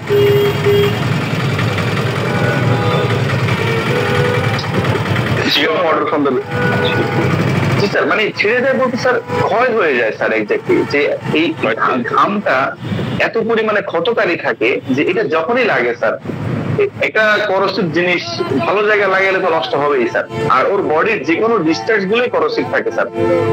আমরা আলোচনা বিশাল লম্বা হবে, করসিভ প্রচুর মেডিসিন আছে, যদি এখন বলতে যে ক্রিওজোর সম্পর্কে বলার জায়গা থাকবে না, যদি সুযোগ থাকে ইনশাল্লাহ আমরা সামনে আরো মেডিসিন আছে তো ইনশাল্লাহ আমরা আলোচনা করবো। আলোচনা বিশাল লম্বা হয়ে যাবে, সময় অলরেডি ওভার হয়ে যাচ্ছে আমার, আর 10 থেকে 15 মিনিট সময় আছে। যাই হোক, offensiveness is hallmark this patient, এর মধ্যে অফেন্সিভনেস থাকে, আমরা এটা স্ট্রংলি দেখতে পাই বডি থেকে, বিভিন্ন শরীরের যে ঘামের কথা, ব্রিথিং এর কথা আমরা বললাম, যে কোনো বডির ডিসচার্জের কথা আমরা বললাম, খুব ভয়ঙ্কর লেভেলের দুর্গন্ধ দিতে থাকে। Anxiety after the loss of sleep, এই যে লস অফ স্লিপ পরবর্তী ঘুম দীর্ঘদিন ধরে সে কোনো কারণে কারো সেবা করছে, সে জায়গা ছিল, এরপর থেকে দেখা যায় যে এর মধ্যে অ্যাংজাইটি কাজ করতে থাকে সিভিয়ার পরিমাণে। Anxiety after the loss of sleep, vexation and sorrow, কোনো কষ্ট, কোনো এই কারণে দেখা যায় এর মধ্যে দীর্ঘদিন ধরে করে অ্যাংজাইটি চলতেছে। He anger over the own mistakes, যে নিজের মিস্টেকের কারণ সিভিয়ার পরিমাণে নিজের উপর বিরত থাকে। অ্যাঙ্গার উইথ ট্রিমলিং, রাগের সাথে শরীর কাঁপতে থাকে, যেটা আমরা নাইট্রিক অ্যাসিড স্টেটিস্টিকের মধ্যে খুব প্রমিনেন্টলি পাই। Obstinate and refuses to cooperate, dismiss for. দেখুন এর মধ্যে যেটা থাকে, যে খুব অবস্টিনেট থাকে, সে রিফিউজ করে দেয় যখন কমফোর্টেবল যে সে যে মিস্টেকটা করছে এটার ব্যাপারে সে মানে এটা মানতে রাজি হয় না এবং সে নিজেকে নিজে ব্লেম করতে থাকে, জীবনের প্রতি বিতৃষ্ণা কাজ করতে থাকে, এর সাথে মৃত্যু ভয় থাকে, এক্সাইটেবল এক্সাইটেবল থাকে এবং সাথে কান্না করতে থাকে, ডিসকার অফ রিকভারি তার এটা সারবে না, হোপলেস থাকে, মানে একেবারে ভয়ঙ্কর ভাবে সে করে দেয় না আর হবে না। এই যে ডিসপেয়ার অফ রিকভারির যে বিষয়টা আমরা বলতেছি, যে ডিসপেয়ার অফ রিকভারি কিন্তু আপনি স্ট্রংলি সিসির মধ্যে পাবেন, ক্যালকিরিয়ার মধ্যে পাবেন, অ্যালুমিনা, আর্সেনিক, ক্যাম্ফর, কলোসিন, সিটিলাইনামের মধ্যে স্ট্রংলি পাবেন আপনি। জর্জ লাস্টলি যদি থাইরয়েডিনাম আমাদের আলোচনা আছে সামনে, যদি সুযোগ থাকে আল্লাহ তৌফিক দিয়ে ইনশাআল্লাহ আলোচনা করব। জর্জ যেখানে থাইরয়েডিনাম সম্পর্কে বলেছেন, যাই হোক আরো অনেক মেডিসিন আছে এখানের মধ্যে যে ডিসপেয়ার অফ রিকভারি, যে আমার এটা সারবে না, একটার মধ্যে অল্পতেই ভয় হয়ে যাচ্ছে, যে can not compare that said to him, যে তারা কি বলছে কম্পেয়ার করতে পারে না, হোল মেন্টাল স্টেট বেটার হয় দ্য রাইডিং ক্যারেজ, যখন এই পুরো মেন্টাল যে সিচুয়েশনটা যখন সে ভ্রমণ করে তখন সে ভালো থাকে। দেখুন এই মেন্টাল স্টেটটা দেখবেন আপনি যদি ইগনিশিয়ার হয়, শুরুতে যদি ইগনিশিয়া এরকম একটা ধাক্কা খাইছে, ইগনিশিয়া বলে যে আমার যখনই গ্রিপ হয় বুকটা ভার ভার লাগে, মানে ফ্রিজ খালি করে ফেলা, বুঝছেন, ফ্রিজে যা আছে এগুলো সব খালি করে ফেলে, সেগুলো খায়, খাইলে তার অ্যাংজাইটিটা কমে, এটা ইগনিশিয়ার পিকুলারিটি। যখন সে মানসিক ভাবে কোনো ধাক্কা খায় ইগনিশিয়া, সেটার অ্যাপিয়ারেন্স চেঞ্জ হয়। ধরেন আগে চুল ছোট ছোট রাখতো, এখন চুলের অ্যাপিয়ারেন্স চেঞ্জ হয়, আগে যেরকম জামা কাপড় পরতো এরকম জামা কাপড় এখন পরে, জামা কাপড়ের মধ্যে চেঞ্জ হয়। আর ফসফরিক অ্যাসিডের যে গ্রিপ পরবর্তী যে ব্যাপারটা আমরা ফসফরিক অ্যাসিডের মাঝে দেখি, যে ফসফরিক অ্যাসিডের মধ্যে আমরা স্ট্রংলি দেখতে পাই যে পিঠ দেখা চলে, পিঠ দেখা চলে বলতে কি যে মানসিক ভাবে যখন সে ধাক্কা খায় সে একদিকে এমনি মরার মতো তাকায় থাকে। তারে যে সম্ভবত বুগারের একটা কেস ছিল, আমার একদিক মনে পড়তেছে না, ফসফরিক অ্যাসিড সম্পর্কে যেহেতু কথা বলেছি একটু বলি।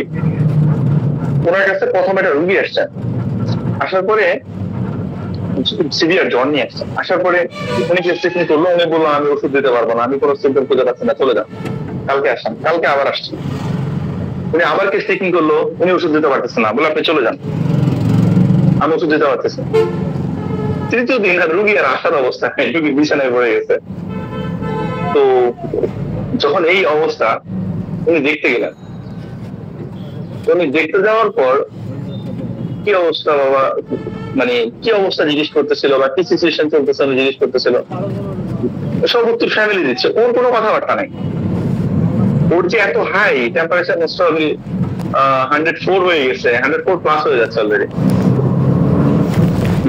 ডিলিরিয়াম স্টেজে পেশেন্ট চলে যাচ্ছে। কিন্তু বিষয় হচ্ছে ও একদিকে ফিরে তাকে আছে তো তাকেই আছে একদিকে।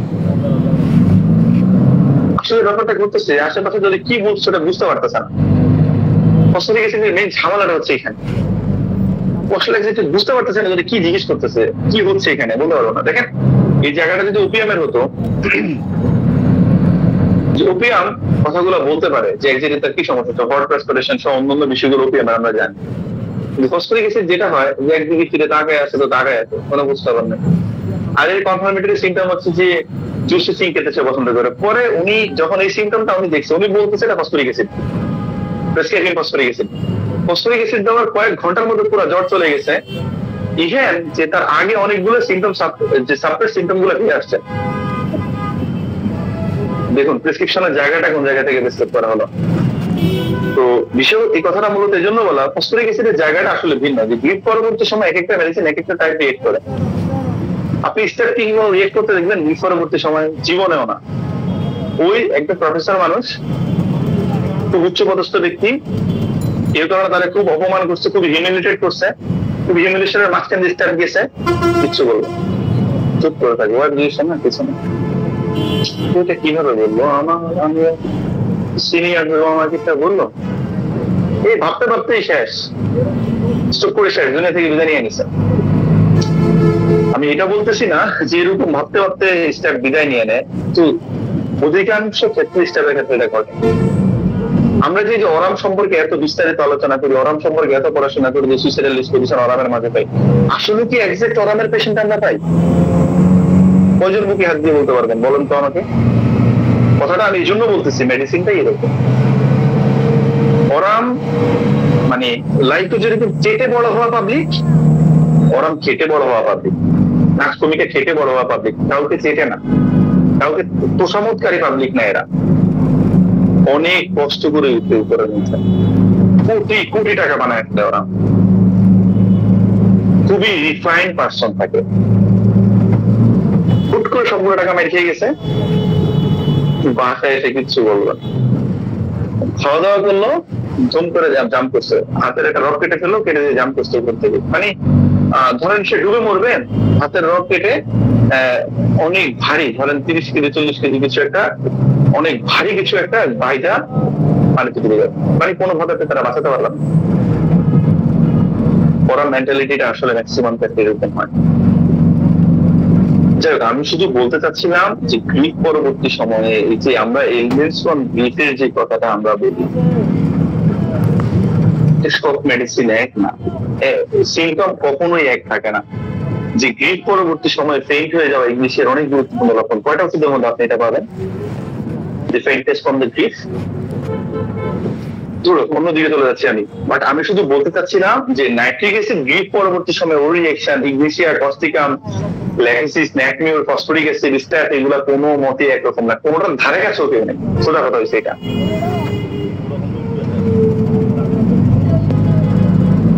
এবং এই যে তার মেন্টাল স্টেট, আমি শুধু যেখান থেকে বের হয়ে গেছিলাম, এই যে মেন্টাল স্টেটটা নাইট্রিক অ্যাসিডের মধ্যে থাকে, যখন সে ভ্রমণ করে ওই সময় সে যেরকম বেটার ফিল করে, অন্য কোনো সময় সেরকম বেটার ফিল করে। ইভেন ডেফনেস এর যে বিষয়টা আছে, রাইডিং অ্যানিমেশন, রাইডিং এসে ভালো বোধ করে।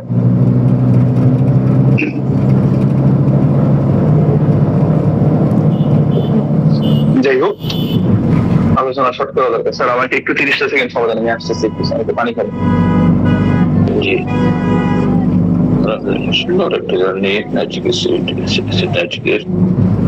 ইতিমধ্যে উনি যতটুকু উনি ডিসকাস করেছেন সম্পর্কে, আর কোন ভিতর থাকা বিরল করতে হবে, যে পার্থক্যগুলো করবেন ইনশাআল্লাহ, এগুলো আসলে খুব অনেক ডক্টর না থাকলে এগুলো করা যায় না। আমরা 60 জন ছিলাম এখনো পর্যন্ত, আমরা আছি 57 জন। জি জি, একটু স্যার আমি শেষ করি, সময় চলে যাচ্ছে তো, সরি স্যার, আমি আসলে একটু সময় নিয়ে এসেছি। আমি বিষয় হচ্ছে 40টা ওষুধ তো, আমি চাচ্ছি না যে এর বেশি হয়, কারণ মেইন জায়গাগুলো আমার কাছে মনে হয় আমি তুলে আনতে পারছি স্যার, মেইন জায়গাগুলো তুলে আসছে, এরপর আমরা একটু নিজেরা দেখে নিলে আরো ক্লিয়ার হয়ে যাবে ইনশাল্লাহ স্যার। আমি সেটাই বলছিলাম। জি আচ্ছা স্যার, যাই হোক, তো যেখানে ছিলাম যে স্প্লিন্টার লাইক পেইনের কথা আমরা বলতেছিলাম, মেন্টাল স্টেটের কথা আমরা বলতেছিলাম, যে মানসিক ভাবে দেখা যায় যখন সে ভ্রমণ করে ওই পরিমাণে সে বেটার ফিল করতে থাকে।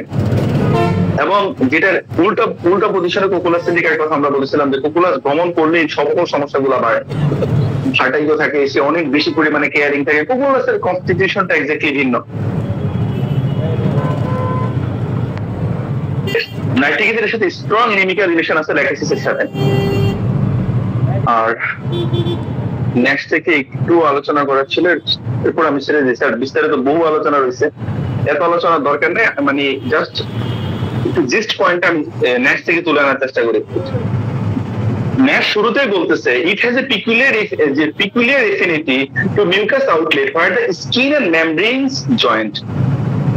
স্কিন এবং মেমব্রেন জয়েন্টটা এবং হচ্ছে মিউকাস মেমব্রেন এবং নরমাল স্কিনের জয়েন্টের মধ্যে মূলত এসে এই জায়গাটার মধ্যে সে প্যাথোলজি তৈরি করে। ক্র্যাক এবং ফিশারের যে বিষয়টা, ক্র্যাক হয়, ফিশার হয় এখানের মধ্যে, picking pain as if the splinter in the parts, খোঁচা মারার মতো ব্যথা হয় এখানের মধ্যে। ইউরিনের অর্ডারটা যেটা থাকে স্ট্রংলি অর্ডার থাকে, haemorrhages from all outlet of the বডির বিভিন্ন আউটলেট থেকে যেটা হয় ব্লিডিং হয়। দেখুন, আমি বলছিলাম যে অনেক অথর এখানের মধ্যে, ক্যান্ট যেখানের মধ্যে, সরি, অধিকাংশ অথর যেখানের মধ্যে স্পেশালি ক্যান্টের কথা বলছিলাম, মাস্টার ক্যান্ট এখানে বলছিল যে এদের বডির বিভিন্ন অরিফিস থেকে যে ব্লিডিং হওয়ার একটা প্রবণতা থাকে, ঠিক আছে, সেটা ডার্ক ব্লাড হয়। এখানে ন্যাশ বলতেছে সেটা ব্রাইট রেড হয়, ব্রাইট রেড, জি ব্রাইট রেড, টকটকে লাল হয় স্যার। এই জন্য বলতেছিলাম কিছু বাইপোলারিটি আছে, কিন্তু মেইন জায়গাটাকে যেন আমরা আঁকড়ে ধরে রাখি স্যার। ইনশাল্লাহ আমরা এখান থেকে মানে পথ হারাবো ইনশাল্লাহ আমরা এখানের মধ্যে স্যার। তো এখানে আরেকটা গুরুত্বপূর্ণ, nitric acid is one of the most effective antidote our effect of allopathic dosing of mercury and syphilis. Allopathic dosing এ যেখানে মার্কারি এবং সিফিলিসের যে ব্যবহারটা হয় ওখানে অ্যান্টিডোট করতে নাইট্রিক অ্যাসিড আমাদের অন্যতম প্রধান অ্যান্টিডোট। এই কথাটা আমি সর্বপ্রথম আমার শিক্ষকের কাছ থেকে, স্যারের কাছ থেকে শিখি। স্যার আমাকে প্রায় বলতেন যে রাহিম, অধিকাংশ কেসে যখন দেখবো অ্যালোপ্যাথি মেডিসিন গুলো অ্যাডিউস হয়েছে, তুমি নার্স ভূমিকার আগে নাইট্রিক অ্যাসিড চিন্তা করবে। তখন বুঝে আসতো না, পরে স্যার বলতো তুমি নাইট্রিক অ্যাসিডটা পড়ো একটু। তখন নেক্সট থেকে যখন আমি পড়ি, আজ থেকে 4-5 বছর আগে যখন প্রথম আমি এখান থেকে পড়ি, যে তখন এটা আমার ব্রেন স্টাক হয়ে যায় না, আসলে এক্স্যাক্টলি এর ব্যবহারের জায়গা আছে। তবে ওই গুরুত্বপূর্ণ পয়েন্ট কিন্তু ওগুলাই থাকবে, যে ক্রাক থাকবে, ফিশার থাকবে, সিমিলারিটি থাকবে রেটিনিয়ার মতো। আমি বলতেছিলাম যে স্যার আমার অনেক ক্ষেত্রে আসছে, আমি আলোচনা কন্টিনিউ করতে পারতেছি না, আমি ক্ষমা প্রার্থী। আজকের আলোচনা এতটুকুই। আসসালামু আলাইকুম ওয়া রাহমাতুল্লাহ। ওয়ালাইকুম আসসালাম ওয়া রাহমাতুল্লাহ। জি, আব্দুল্লাহ স্যারকে অসংখ্য ধন্যবাদ। তিনি যে আলোচনা করেছেন অ্যাসিডকে বিভিন্ন কর্ণার্থিক আলোচনা করেছে। আমাদের শরীরে এমন কোন অঙ্গ প্রত্যঙ্গ নাই যেখানে নাচিক না। আর মানসিক লক্ষণ দেখলে তো আমরা বুঝতে পারি যে সেটা কোন ধরনের মানুষ। এমনকি তার চেহারার মধ্যে একটা কাঠিন্য ফুটে ওঠে, তাতে মনে হয় যেন মুখটা যেন একটা মানে একটা মূর্তির মতো যেন এ করে আর কি, এরকম কাঠিন্যতা। এই জন্য নো অ্যাপোলজি, তার কাছে ক্ষমার কোনো অভিধানই নেই। আলহামদুলিল্লাহ, খুব সুন্দর আলোচনা করেছেন আব্দুল্লাহ ভাই। আপনারা যারা যুক্ত আছেন তারা এর মধ্যে কিছু জিজ্ঞাসা কিংবা আপনারা এড করতে পারেন। জি, আমরা এখন পর্যন্ত 56 জন আছি। আছেন তো অনেকে আছেন, নাহলে আমরা ডক্টর বিশ্বনাথ দত্ত বাবুকে ডাকবো ওনার অনুভূতিরা গ্রহণ করার জন্য।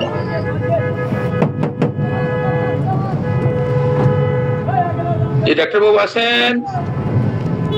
স্যার এখানে আমাদের আরেকজন সিনিয়র স্যার জয়েন করছেন, ডক্টর পিনাকি। যদি সুযোগ থাকে স্যার যদি কিছু বলতো। জি জি জি জি জি, শিওর শিওর শিওর শিওর। জি, আপনি একটু ডক্টর পিনাকি রয় স্যার, ডক্টর পিনাকি রয় স্যার। জি ডাক্তার বাবু, আপনি? জি স্যার, আদাব স্যার। আমি আজ প্রথম, তো একটু শুনি দিয়ে একদিন তারপরে ঠিক আছে। আপনাকে অ্যাড্রেস করা দিন আমাদের আব্দুল্লাহ রহিম। তো আলহামদুলিল্লাহ আপনি আমাদের সাথে আসবেন ইনশাআল্লাহ। আমরা খুবই আপনাকে বিপ্লুত হব, আমরা নিজেদেরকে গর্ববোধ মনে করবো এবং আপনাকে স্বাগত জানাবো ইনশাআল্লাহ। তো আসেন, আর কেউ জিজ্ঞাসা করার জন্য আমরা 4-5 মিনিটের জন্য ক্লোজ করলাম ইনশাআল্লাহ। ডাক্তার বিশ্বনাথ দত্ত বাবু। হ্যাঁ জি স্যার। সমস্ত সাথে আমাদের আব্দুল্লাহ রাহিম স্যারকে ধন্যবাদ জানাই। তার আলোচনা খুব সুন্দর হয়েছেন, খুব সুন্দর আলোচনা করেছেন, সব দিক দিয়ে একদম বলেছেন যে ফ্যাট খেতে পছন্দ করে, ঘুরতে ভালোবাসে। নেমন্তন্ন খেতে গেলে পাশিকেও দেখে ওর পাতে নিয়ে নিবে। সবচেয়ে রাষ্ট্রের দিকে যে থেকে নেশের থেকে বলেছেন, ওইটাই হচ্ছে আসল। যে এই যে যেমন কানের লতিটা আছে, কানের লতির কাছে যেটা মিউকাস আর এই এর সাথে মিশেছে, যে মিউকো জাংশনাল পয়েন্টে যেসব জায়গা ওয়ার্স বা ছিঁড়ে যায়, যেমন এই ফিশারে যে মানে ইভাকুয়েশনের পরে, মানে মলত্যাগের পরে যে জ্বালা, সেই জ্বালাটা এই এলএনসে আছে যে 1 ঘন্টা ধরে সেই জ্বালাটা থাকে, 1 আওয়ার্স। এই যে জ্বালাটা, এই ফিশার নিয়ে অনেকে আসে, কিন্তু ওরা পেশেন্টটা বোঝে না যে এটা পাইলস নাকি এটা এইসব। আমার পাইলসে খুব জ্বালা, আসলে যে ওটা ফিশার ওটা ওরা বোঝে না। ফিশার, পাইলস আর এই ফিস্টুলা এগুলো তো ওরা বোঝে না। ওরা যে মনে করে যে ওইটাই হচ্ছে রক্ত হয়তো পড়ে, ওখান থেকে ছিঁড়ে টাটকা রক্ত পড়ে। হ্যাঁ, এই যে কথাটা বললেন যে ব্রাইট রেড, আমি এরকম পেশেন্ট পেয়েছি অনেকগুলো ব্রাইট রেডের। সেটা ভেরি মানে খুব সুন্দর এই নাইট্রিক অ্যাসিড 30 দুটো দানা 10 ml জলের মধ্যে দিয়ে একটু আরএস দিয়ে দিয়েছি, যে এটা ওই 50 মিলিগ্রামের মতনই ওই 10 বার ডাউনওয়ার্ড স্ট্রোক করে 2 ফোঁটা থেকে 3 ফোঁটা 2 চামচ জল এগুলো খাবেন 15 মিনিট পর পর। এত তার জ্বালা, 2 বার খাওয়ার পরেই ব্যাস জ্বালাও বন্ধ হয়েছে। একবারই রক্ত মানে কি প্যান ভেসে গেছে। সে আবার মোবাইলে ছবি তুলে আমাকে দেখিয়েছে যে ডাক্তার এই অবস্থা দেখেন। তা এই যে মিউকো জাংশনালে যেসব ওয়ার্ডস হয়, হাতে ধরলে একটু রক্ত পড়ে, অদ্ভুত কাজ করে নাইট্রিক অ্যাসিড। নাইট্রিক অ্যাসিডে প্রচুর আমার পেশেন্ট দিয়েছে নাইট্রিক অ্যাসিডে, এবং ভালো আছে। আর সব দিক দিয়ে আলোচনা হয়েছে, এই জন্য আব্দুল রাহিমের আলোচনা খুবই সুন্দর হয় এবং শিক্ষণীয়। মানে তারপরে যতগুলো যে হয় মানে ডিফারেন্সিয়েট করে দেয় একটার সাথে একটা। তারপরে এই যে স্টেপিসেক্রিয়ার ব্যাপারে যে অপমান, প্রফেসর মানুষ বাজারে গেল, বাজারে যাওয়ার পরেই হয়তো ছোটখাটো লোক এমন একটা অপমান করে বসলো যে বাড়িতে এসে ওয়াইফকেও কিছু বলছে না, বাজারটা রেখে চেয়ারের মধ্যে বসে একদম শরীরটা ছেড়ে দিল। ওয়াইফ বলছেন কি হয়েছে তোমার? সে অসুস্থ হয়ে পড়েছে, এরকমও হয়েছে। সব দিক দিয়ে উনি আলোচনা করেছেন। যারা এখানে উপস্থিত ছিলেন তারা খুব লাভবান হবেন, সেইটুকুই বললাম স্যার। খুব ভালো আলোচনা। জি জি ধন্যবাদ আপনাকে, আপনার অভিজ্ঞতা শেয়ার করলেন। বিশেষ করে নাইট্রিক অ্যাসিড কারণে চিনে ফেলেছি কতখানি জিনিস। আলহামদুলিল্লাহ, rectum pain, burning, starting fluency সুন্দর একটা লক্ষণ মনে করেছেন। এই জন্য আমাদেরকে স্টাডি করতে হবে এবং মূলত রোগী পেতে হবে, রোগী পেলে আরো বেশ ভালো হয় অভিজ্ঞতা। আলহামদুলিল্লাহ, আর কারো কিছু বলার না থাকলে আমরা প্রস্তুত হবো ইনশাআল্লাহ।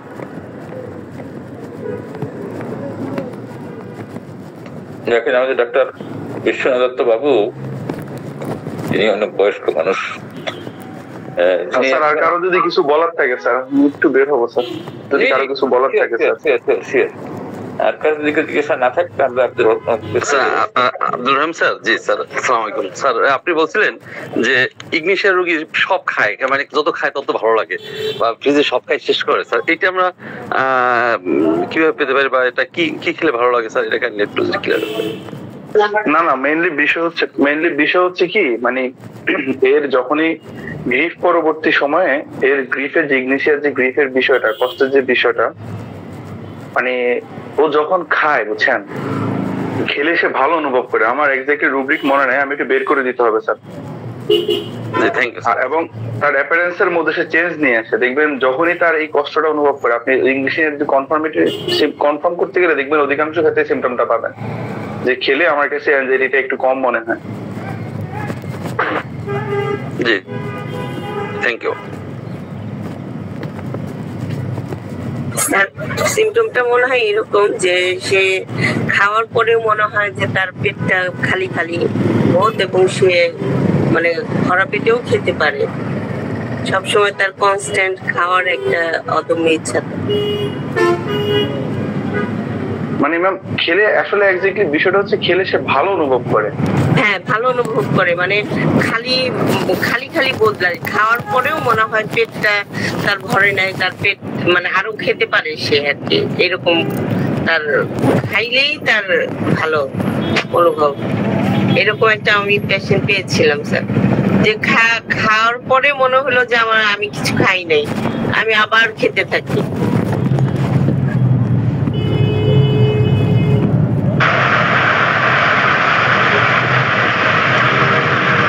একটা রুব্রিক আছে ma'am, stomach এমটিনেস। G G G sir, please sir. Sir একটা রুব্রিক যেটা the empty feeling in stomach and emulated by eating.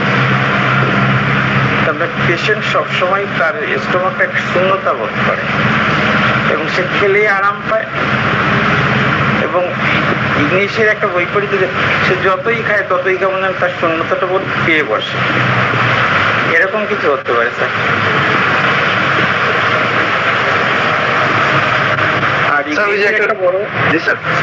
ইংলিশের একটা বড় মানে রাইটিং সিমটম যে পেশেন্ট সবসময় একটা কন্ট্রাডিক্টরি মাইন্ডে থাকে, সবকিছুর মধ্যে একটা কন্ট্রাডিকশন, মানে যাতেই স্বাভাবিক অবস্থা যেটাই কষ্ট ইংলিশে সেটাই আরাম। অনেকটা এরকমই হয় যে সে খেলো তৎসত্ত্বেও তার এমটি স্টোমাক বা একটা শূন্যতা বোধ পেয়ে বসে পাকস্থলীতে, আরো খেলো কেমন যেন মানে আরো শূন্যতা বোধ।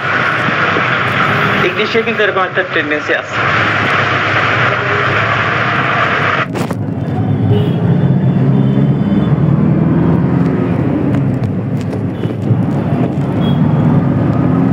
একটা রুব্রিক আছে আমাদের sir, stomach emptiness eating not amel by, একটা রুব্রিক আছে এখানে স্যার। এখানে ইগনিশিয়া ফার্স্ট এডের মেডিসিন স্যার, আর অনেকগুলো ওষুধ আছে যদিও স্যার।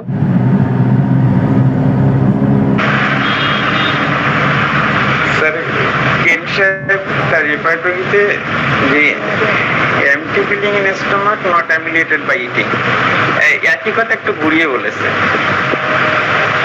একই স্যার, সিনথেসিস আর ক্যান্ট তো একই, কাছাকাছি, জাস্ট আমরা কিছু নতুন মেডিসিন অ্যাড করছে আর কি স্যার। হ্যাঁ স্যার, হ্যাঁ sir.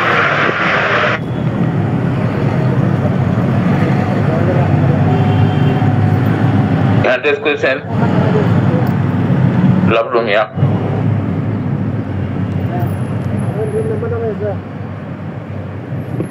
Sir nitric acid sir কোনো অদ্ভুত লক্ষণ আছে কিনা স্যার, যদি থাকে যদি বলতে কেউ। অদ্ভুত লক্ষণ তো অনেক আছে স্যার, মাইন্ডের বিষয়গুলোতে অনেক পিকুলারিটি আছে এখানের মধ্যে স্যার। যদি রুব্রিক ধরে ধরে বলতে যায় অনেক সময় লাগবে। ধরেন অ্যানজাইটির বিষয়টা, যেটা ডার্ক ব্ল্যাক, এদের যে mind anxiety, colour black aggravation, black কালারের এদের অ্যাভারশন কাজ করে এবং মানে ব্ল্যাক সহ্য করতে পারে না, ব্ল্যাক এদের সমস্যাগুলো বাড়ে এবং বাচ্চারা কার্সিং করতে থাকে, অনেকগুলো ওষুধই কার্স করে, এদের মধ্যে স্পেশালি এদের বাচ্চাগুলো কার্স করতে থাকে এবং এখানের মধ্যে, এবং এর কাছে মনে হয় যেন এর চুলগুলো পড়ে যাচ্ছে একদম অন্যান্য ওষুধগুলোর তুলনায়, এটা একটু ভিন্ন। এবং যে ড্রাইভিং এর যে বিষয়টা, আমরা যে ট্রাভেলিং এর বিষয়ে বলছি না, যে সিনথেসিস এর রুব্রিক আছে মাইন্ড ড্রাইভিং এমএল, একটি মেডিসিন দেওয়া আছে এখানে নাইট্রিক অ্যাসিড। এরপরে এই ইনডিফারেন্স মিন্স বিফোর, মাসিকের আগে সে একদম উদাসীন থাকে, অনেক লক্ষণ আছে স্যার। আমি যদি বলি সিঙ্গেল মেডিসিন আছে, মানে সিঙ্গেল রুব্রিকে, মানে এই একটা রুব্রিকের আন্ডারে একটাই মেডিসিন আছে নাইট্রিক অ্যাসিডের সিনথেসিসে 540টা। অনেক বিস্তারিত আলোচনা করা লাগবে নাইলে আবার স্যার, একটু দেখে নেওয়ার জন্য অনুরোধ রইল। হ্যাঁ জি,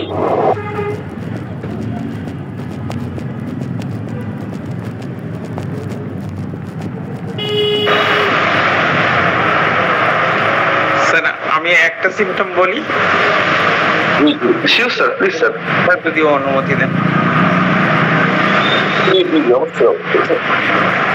নাইট্রিক অ্যাসিডে একটা কথা আছে যে great stable for stool but passes liquid. Nitric অ্যাসিডের পেশেন্টে যত কম্প্রেস করছে পায়খানা করার জন্য, তার স্টুলটা তত কম বেরোচ্ছে। এটা কিন্তু নাইট্রিক অ্যাসিডের একটা বিশেষত্ব। আর একটা মানসিক বিশেষত্ব আছে যে নাইট্রিক অ্যাসিড সবসময় একটা ডমিনেটিং টেন্ডেন্সি, যে আমি যাকে, যে আমার প্রতি দুর্বল না তাকে আমি ভালোবাসবো না কোনো অবস্থাতেই, আবার যে আমার প্রতি খুব নির্ভরশীল তার জন্য অনেক কিছু করব। একটা মানসিক মানে লেভেল কিন্তু নাইট্রিক অ্যাসিডের এটা একটা আছে। আর আমি একটা ফিজিক্যাল সিমটম বললাম। আসলে আমি বেশি বলছি না, কারণ প্রস্তুতি নেই তো। ঠিক আছে, আপনি ভালো বলেছেন, থ্যাংক ইউ। তো এই আর কি ছিল আজকে জার্নি। আমরা আরো পড়বো, দেখবো, ঘাটবো, রিপোর্টারি আরো পরিষ্কার হয়ে যাবে ইনশাআল্লাহ। তো আজকে আমরা হলিস্টিক স্টাডি গ্রুপে গুড মর্নিং ক্লাসে আমরা নাইট্রিক অ্যাসিড সুন্দর জার্নি শুনলাম এবং আরো পরবর্তীতে আরো সুন্দর আলোচনা শোনার জন্য আমরা সবাই টাইমলি যোগদান করার চেষ্টা করবো। আমরা দেখছি অনেকে 7টার সময় যোগদান করেছেন, অনেকে 7টার পরেও যোগদান করেছেন। তারা যদি পূর্ণ লেকচারটা না শোনেন তাহলে কিন্তু জিজ্ঞাসা থেকেই যাবে ইনশাআল্লাহ। তো আলহামদুলিল্লাহ, আমরা আব্দুল্লাহ রহিমকে ধন্যবাদ জানিয়ে ওয়ালাইকুম আসসালাম এবং সকলকে যারা অংশগ্রহণ করেছিলেন তাদেরকে ধন্যবাদ জানিয়ে আজকে এই হলিস্টিক হেলথ স্টাডি গ্রুপের গুড মর্নিং ক্লাসে এখানে সত্যি ঘটাচ্ছি। সকলে ভালো থাকুন, দিনটা সকলের জন্য ভালো যাক। আসসালামু আলাইকুম রহমতুল্লাহ।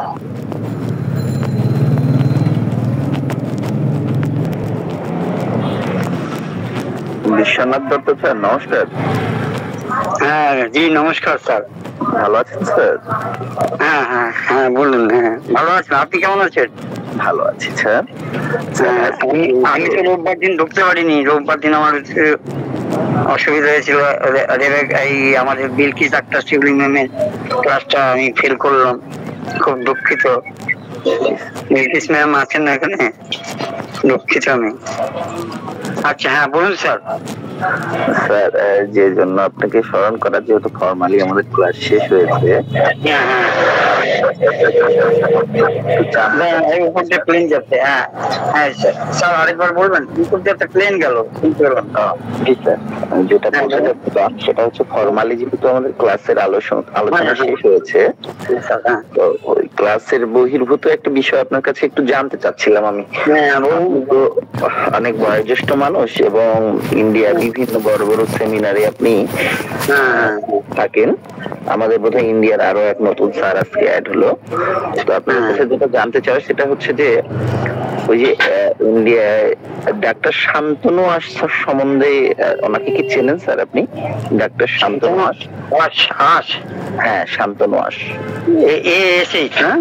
হ্যাঁ হ্যাঁ ডাক্তার শান্তনু আশ। মনে হয় চিনি, নাম শুনেছি। মনে হচ্ছে প্রফেসর লেভেল। হ্যাঁ, এবং এনআইচে মনে হয় আছে বোধ হয়। উনি কলকাতাতেই মূলত বড় বড় সেমিনার, ডাক্তার নীলকমল স্যারের সঙ্গে অনেক সেমিনার করেছে উনি।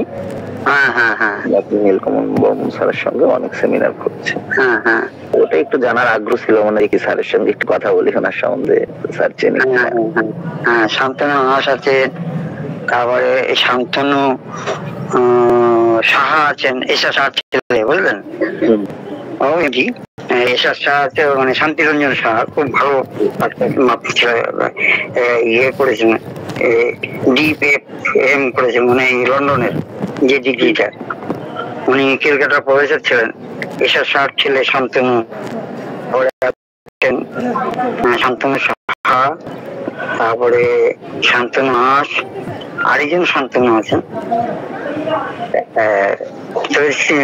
সবাইকে মোটামুটি চিনি। আচ্ছা উনি কি মানে আপনাদের ওখানে গিয়েছিলেন বাংলাদেশে? না না না স্যার আসেনি। ওনাকে নিয়ে আমার একটু কিউরিয়াসিটি। উনি কিন্তু মানে আমার যতটুকু জানার মধ্যে উনি একজন বিশুদ্ধ মাপের ক্লাসিক্যাল ডাক্তার, তো সেই জায়গা থেকে মানে ওনার সম্বন্ধে আসলে মূলত জানতে পারি কার কাছে। এই জন্য আপনাকে স্মরণ করা, দেখি স্যারের কাছে একটু শুনে দেখি। আপনার কাছে কি নীলকমল বর্মন স্যারের হোয়াটসঅ্যাপ নাম্বার আছে স্যার? না এমনি দেখা হয়, মানে বইমেলাতে উনি আসেন, বইমেলার সাথে দেখা হয়। আর এছাড়া এখানে আমাদের উদ্দীপনা বলে একটা ইয়ে আছে, গ্রুপ আছে। জি জি এখানে বলেন। হ্যাঁ, আর ওনার তো অনেক লেখা বইটই আছে। হ্যাঁ হ্যাঁ, ওই আমাদের কলকাতায় সমাচরণ দেশ ঠিক আগে মন্ডলেতে উনি ওনার বইগুলি পাওয়া যায়, ওখানেও মাঝে মাঝে আসেন। বিভিন্ন এতে সেমিনারে দেখা হয়। নাম্বারটা তার প্রয়োজন হলে খোঁজ করে দিতে পারি আর কি। জি স্যার ধন্যবাদ। যদি সম্ভবপর হয় স্যার সহজ ভাবে আপনি একটু দেখিয়েন, তাহলে হোয়াটসঅ্যাপ নাম্বারটা একটু হলে আমি উপকৃত হব। আচ্ছা,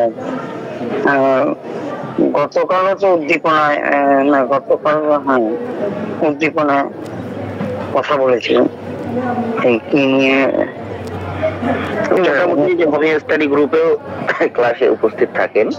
হ্যাঁ হ্যাঁ, হোমিও স্টাডি গ্রুপে প্রচুর বই টই লিখেছেন, খুব ভালো। আরেকজন আছেন আমাদের এখানে, কল্যাণ ভট্টাচার্য আর দিলীপ ভট্টাচার্য, ওরা দুই ভাই বুঝলাম। খুব সুন্দর, ওরা নিজেরাই সেমিনার করে। আগামীকাল আছে সেমিনার কলেজ স্ট্রিটে, বিনা পয়সা গেছে, প্রচুর লোক হয়। ওদের মূলত উনি এসিদের ছাত্র, মূলত ওনার ওই মেন্টালের উপরে আর অনেক বইও লিখেছেন, খুব সুন্দর সুন্দর বই, মনে আর হোমিওপ্যাথিকের জানা অজানা। ইংলিশ ভার্সন আছে, বাংলাও আছে। খুব সুন্দর আলোচনাগুলো করেন, প্রচুর পেশেন্ট দেখেন, তারপরে মেন্টালের পেশেন্টগুলোই বেশি দেখেন। স্যার ওই যে পরেশচন্দ্র, ডাক্তার পরেশচন্দ্র সরকার মহাশয়, উনি তো এখন বোধ হয় গত হয়েছে, ওনার আছে স্যার জানা মতো ওনার পরিবারের কেউ ধরে আছে, ওনার নাম খুব করেন। আমাদের আরেক আছে শান্তনেশ্বর, এই উনি করেন খুব নাম। উল্টোডাঙার মনে সম্ভবত উল্টোডাঙার বাড়ি ওনার। হ্যাঁ, ওনার সম্বন্ধে বলবো, আছে মনে হয় আছে, তবে ডিটেলসটা জানতে পারবো। ওনার বাড়ির পাশে যে ডাক্তারবাবু আছেন, আবার দেখা হলে আমি জেনে নেব। আমার মনে হয় যে মানে একটু কিউরিওসিটি মূলত মনের মধ্যে আমার, সাধারণত যাদের বিশুদ্ধ পথের ডাক্তার যারা ছিলেন অতীতে বা এখনো আছেন, পুরাতন ডাক্তারগুলো, আমি একটু চেষ্টা করি তাদের খোঁজ খবর নেওয়া বা যদি সম্ভবপর হয় বা তাদের সন্নিকটে যাওয়া। এই জন্যই স্যার সেই জায়গা থেকেই আপনার কাছে এটা জানতে চাও। সপ্তর্ষি ব্যানার্জির নাম শুনেছেন? হ্যাঁ, উনি কি বলেন? সপ্তর্ষি ব্যানার্জি, ওনার বাবার নাম হচ্ছে, ওনার বাবার নাম সম্ভবত পি ব্যানার্জি, সুব্রত ব্যানার্জি, সুব্রত, হ্যাঁ সুব্রত ব্যানার্জি। কে বলেন তো? সেটা বলতে পারলাম না স্যার, এতটুকু অবধি জানি। এবং সুব্রত ব্যানার্জি স্যারেরও বেশ কয়েকটা লেকচার দেখেছি আমি, এবং ওনার বইও আছে আমার কাছে।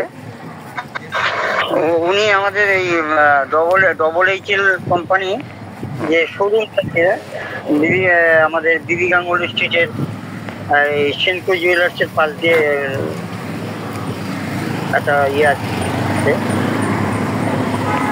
স্টেশন হচ্ছে। আমরা তখন ওই দিক দিয়ে যখন ডবল এইচএলে গিয়ে ওষুধ কিনতাম, তখন হঠাৎ শুনলাম যে আবার চেম্বার বন্ধ হয়ে গেল। বলে কেন? উনি লন্ডন চলে গেছেন, উনি ওখানকার প্রফেসর, লন্ডনের প্রফেসর। এই সুব্রত ব্যানার্জি যতটা শুনেছি ওখানে নরেন্দ্রনাথ ব্যানার্জির ছিল বংশধর। নরেন্দ্রনাথ ব্যানার্জি ঔষধ লেখক। জি জি জি জি স্যার, জি স্যার। ওদের ধারা হচ্ছে সপ্তর্ষি ব্যানার্জি। আমি জানতে পারলাম আপনার কাছে। আমার এটাও একটা কিউরিওসিটি ছিল যে আসলে নরেন্দ্রনাথ ব্যানার্জি স্যারের পরিবার কেন্দ্রিক কেউ আছে কিনা বা কেউ হোমিওপ্যাথি চর্চা করে কিনা, জানতে পারলাম। জি স্যার, মানে নাতি, নরেন্দ্রনাথ ব্যানার্জির নাতি সুব্রত কুমার ব্যানার্জি। না, ইয়ে মানে ওই আমার সপ্তর্ষি ব্যানার্জি। ও, সপ্তর্ষি ব্যানার্জি নাতি হবে, তাহলে হয়তোবা ছেলে পুলে হতে পারে আপনার সুব্রত কুমার ব্যানার্জি। তথ্যটা দেওয়ার জন্য খুব ভালো লাগে এই বিষয়গুলো পেতে। ওনার টিচার যে ছিলেন পূর্ণেন্দু বসু, মানে যখন সপ্তর্ষি ব্যানার্জি যখন সুব্রত ব্যানার্জি যখন চলে গেলেন লন্ডনে, তখন এই পূর্ণেন্দু বসুর কাছে ভাত দিয়ে গেলেন। পূর্ণেন্দু বসু মানে বিএসএমএসে ফার্স্ট হয়েছিলেন কলকাতা। উনিও একজন মেট্রোপলিটন প্রফেসর ছিলেন। আমার সাথে খুব মানে ফেসবুকেও আছে উনি। পূর্ণেন্দু ব্যানার্জির থেকেই প্রথম শুনেছিলাম নাইট্রিক অ্যাসিডের এই মিউকো স্কিনের যে মিউকোস এই জাংশনাল যেটা ন্যাশে লিখেছে, এখানে যে সব মানে কেটে যাওয়া বা আকিল হওয়া বা ওই আপনার রেকটামের চিড়ে যাওয়া, এগুলো ওই পূর্ণেন্দু বসুর একটা লেকচারে শুনেছিলাম। পূর্ণেন্দু বসু বললো যে সপ্তর্ষি ব্যানার্জি তো আমার স্টুডেন্ট, ওকে অর্গাননটা দেখাই, ওর বাবা দিয়ে গেছে। সপ্তর্ষি ব্যানার্জিও খুব নাম করেছেন। হ্যাঁ হ্যাঁ, খুব এক্সপার্ট, খুব ট্যালেন্টফুল মানুষ। এবং সপ্তর্ষি ব্যানার্জি স্যার তো ইন্ডিয়ায় উনি প্রতিনিয়ত একটা স্কুলের মতো প্রতিষ্ঠা করেছে। বংশটা দেখেছেন, ফ্যামিলি হিস্ট্রিটা দেখেছেন? নরেন্দ্রনাথ ব্যানার্জি, সুব্রত ব্যানার্জি, সপ্তর্ষি ব্যানার্জি।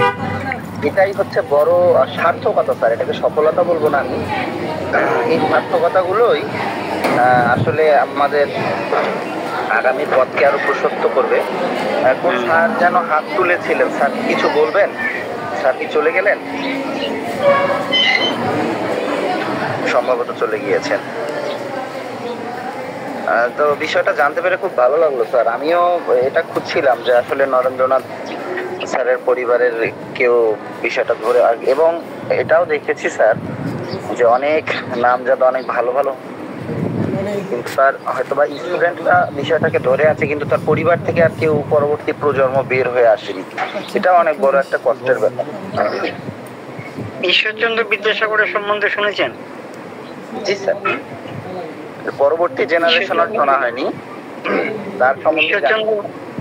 ঈশ্বরচন্দ্র বন্দ্যোপাধ্যায় ওই যখন মানে আমাদের এখানে অক্রুদত্ত লেনের ওখানে আমাদের যে একজন ইয়ে ছিলেন রাজেন্দ্রলাল দত্ত, সে হোমিওপ্যাথিকে প্রথম ওনার জাহাজ ব্যবসা ছিল লন্ডনে, এরকম বিশাল তখন রমরমা মানে বিশাল কলেজ,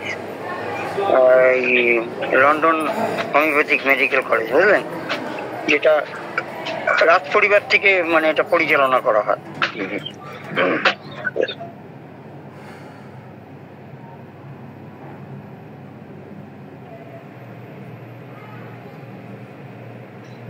এবং নিজের পয়সায় একটা কলেজ স্থাপন করলেন, ক্যালকাটা হোমিওপ্যাথিক মেডিকেল কলেজ, এবং নিজের পয়সা ওখান থেকে লন্ডন থেকে প্রফেসর এনে 7 বছর উনি নিজের পয়সা চালিয়েছেন।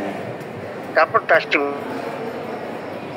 সময় উনি বিবেকানন্দকে ট্রিটমেন্ট করতেন, তারপর আস্তে আস্তে ওনার সামনে দিয়ে একদিন ওনার প্রথম ট্রিটমেন্ট কিন্তু স্যার ওই যে শ্রী রামকৃষ্ণ পরমহংসকে উনি চিকিৎসা করেছিলেন। হ্যাঁ, শেষ অব্দি। না, ওটা হচ্ছে মহেন্দ্রলাল সরকার। হ্যাঁ, মহেন্দ্রলাল সরকার। তা রাজেন্দ্রলাল দত্ত ওখানে বসে আছে লেনে ওখানে। আপনি ইন্ডিয়াতে এসছেন? মেডিকেল কলেজের পাশ দিয়ে একটা সোজা রাস্তা গেছে, ওই ওখানে উনি বসছেন। একদিন মহেন্দ্রলাল সরকার নাকি ওখান দিয়ে যাচ্ছিলেন, গিয়ে দেখে আরে আমার মেডিকেল কলেজের স্টুডেন্ট এই পেশেন্টই তো এখানে বসে আছে। জি জি জি জি স্যার। ঢুকে গিয়ে বললাম যে হোমিওপ্যাথিক দেখতে পারে না। হ্যাঁ, একেবারে সহ্য করতে পারতো না হোমিওপ্যাথি। তখন রাজেন্দ্রলাল দত্ত দেখলেন যে এর সাথে তর্ক করবো কি, একটা হাতে একটা অর্গানন বই দিয়ে দিয়েছে।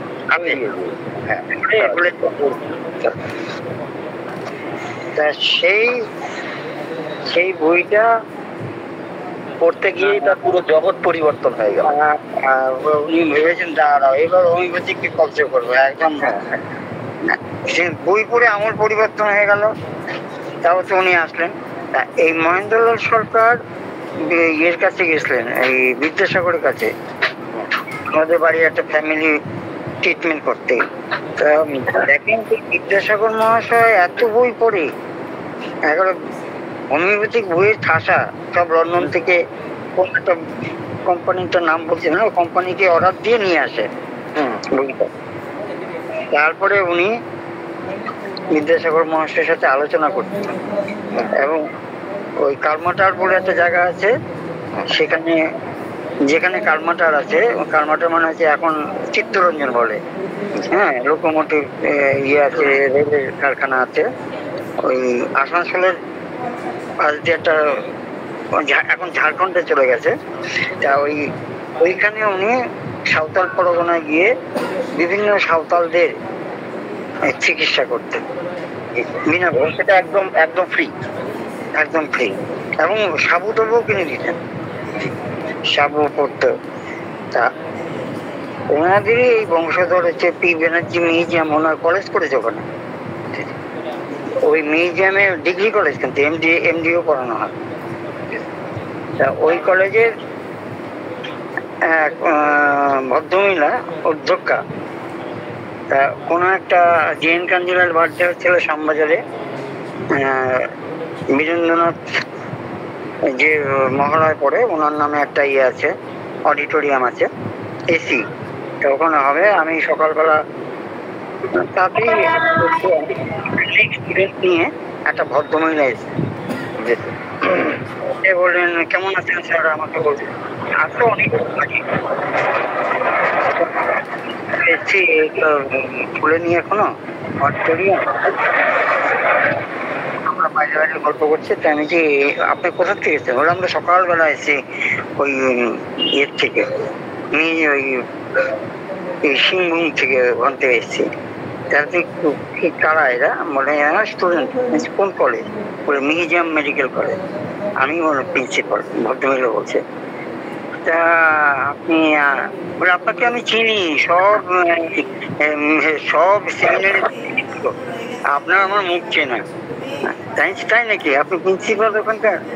ভদ্রমহিলা স্টুডেন্ট নিয়ে এসছে। তা বলছে তাহলে এখানে কোথায় খাওয়া দাওয়ার জায়গা আছে, তা কি কি দেখার আছে? আমি বলে চলে দিলাম। আমরা তাহলে ঘুরে আসি 1 ঘন্টা। এই যে মিটিং এ গেলে পরে মুখটা যে চেনে, আমার কাছে খুব ভালো লাগলো।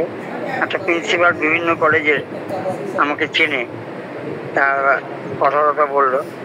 ওই পি ব্যানার্জি বিদ্যাসাগর বংশেরই ওই যে পি ব্যানার্জি মিউজিয়াম আছে না আমাদের এখানে এলগিন রোডে বসে, পরেশ ব্যানার্জি, প্রতিম ব্যানার্জি, এরা হচ্ছে ব্যানার্জি প্রোটোকল স্যার। হ্যাঁ, ওটা হচ্ছে ব্যানার্জি প্রোটোকল, যেটা সেটা হচ্ছে বিদ্যাসাগর বংশধর, বুঝলেন? ব্যানার্জি প্রোটোকল কিন্তু স্যার মাইন্ড করিয়েন না, ওনারা কিন্তু মানে ওই ক্লাসিক্যাল হোমিওপ্যাথ করে না। না না না ক্লাসিক্যাল না, ওদের এটা যে করে মানে ধরে রেখেছে। এখন ওদের কি ফ্যামিলি, ওদের কি ট্রেডিশন, আমি তো যাইনি, ঢুকিনি ওখানে। যারা ঢোকে বুঝলেন, অনেকে যারা ট্রিটমেন্ট করে মানে রুগী টুগি পায় না, ওখানে নাকি ঢুকে শিখতে পয়সা দিয়ে শেখে, বুঝলেন? তারপরে দেখি ওদের চেম্বার উঠছে পড়ে। হ্যাঁ, তা আমাদের কোনো একটা মিটিং এ ওনারা ছিলেন। তো আমাদের এমএল বেলা বলে একজন প্রফেসর আছেন, উনি ক্লাসিক্যাল হোমিওপ্যাথিক, এমএল বেলা, মুকুন্দলাল বেলা। হ্যাঁ, তা উনি ক্লাসিক্যাল হোমিওপ্যাথিক এখনো আছেন, বয়স প্রায় 80 বছর পার হয়ে গেছে। মুকুন্দ এমএল বেলা প্রশ্ন করেছিলেন আপনি এরকম করছেন কেন? তারপর থেকে আর আমাদের সেমিনারে আসে না, ওনারা ঢোকে না। বুঝতে পারছি স্যার, হতে পারে ওনাদের পারিবারিক কোন সিস্টেম, একটা প্রোটোকল ওনার, ওই জন্য বলে যে এটা ব্যানার্জি প্রোটোকল। তারপরে ওই পাওয়েল বলে একজন আছে না, পাওয়েলের বই পড়েছেন? পাওয়েল? না না স্যার, পাওয়েল প্রথমে এই কমপ্লেক্স গুলো তৈরি করেন। পাওয়েল, POWEL, এই যে যত পাওয়েল মেডিকেল। হ্যাঁ, আমার কাছে অবশ্য নেই বইটা, একজন শুনলাম যত এই হোমিও কমপ্লেক্স, ওরা আবার নাম দিয়েছে হোমিও কমপ্লেক্স। যে অ্যানিমেন্ট তো এটা স্বীকার করে যায়নি, অ্যানিমেন্ট তো নাই করে দিয়েছে। যেখানে অ্যানিমেন্টের পদ্ধতি নেই সেখানে অনেকে নেই। হ্যাঁ হ্যাঁ, অনেকে সারা ওয়ার্ল্ডেই চাই।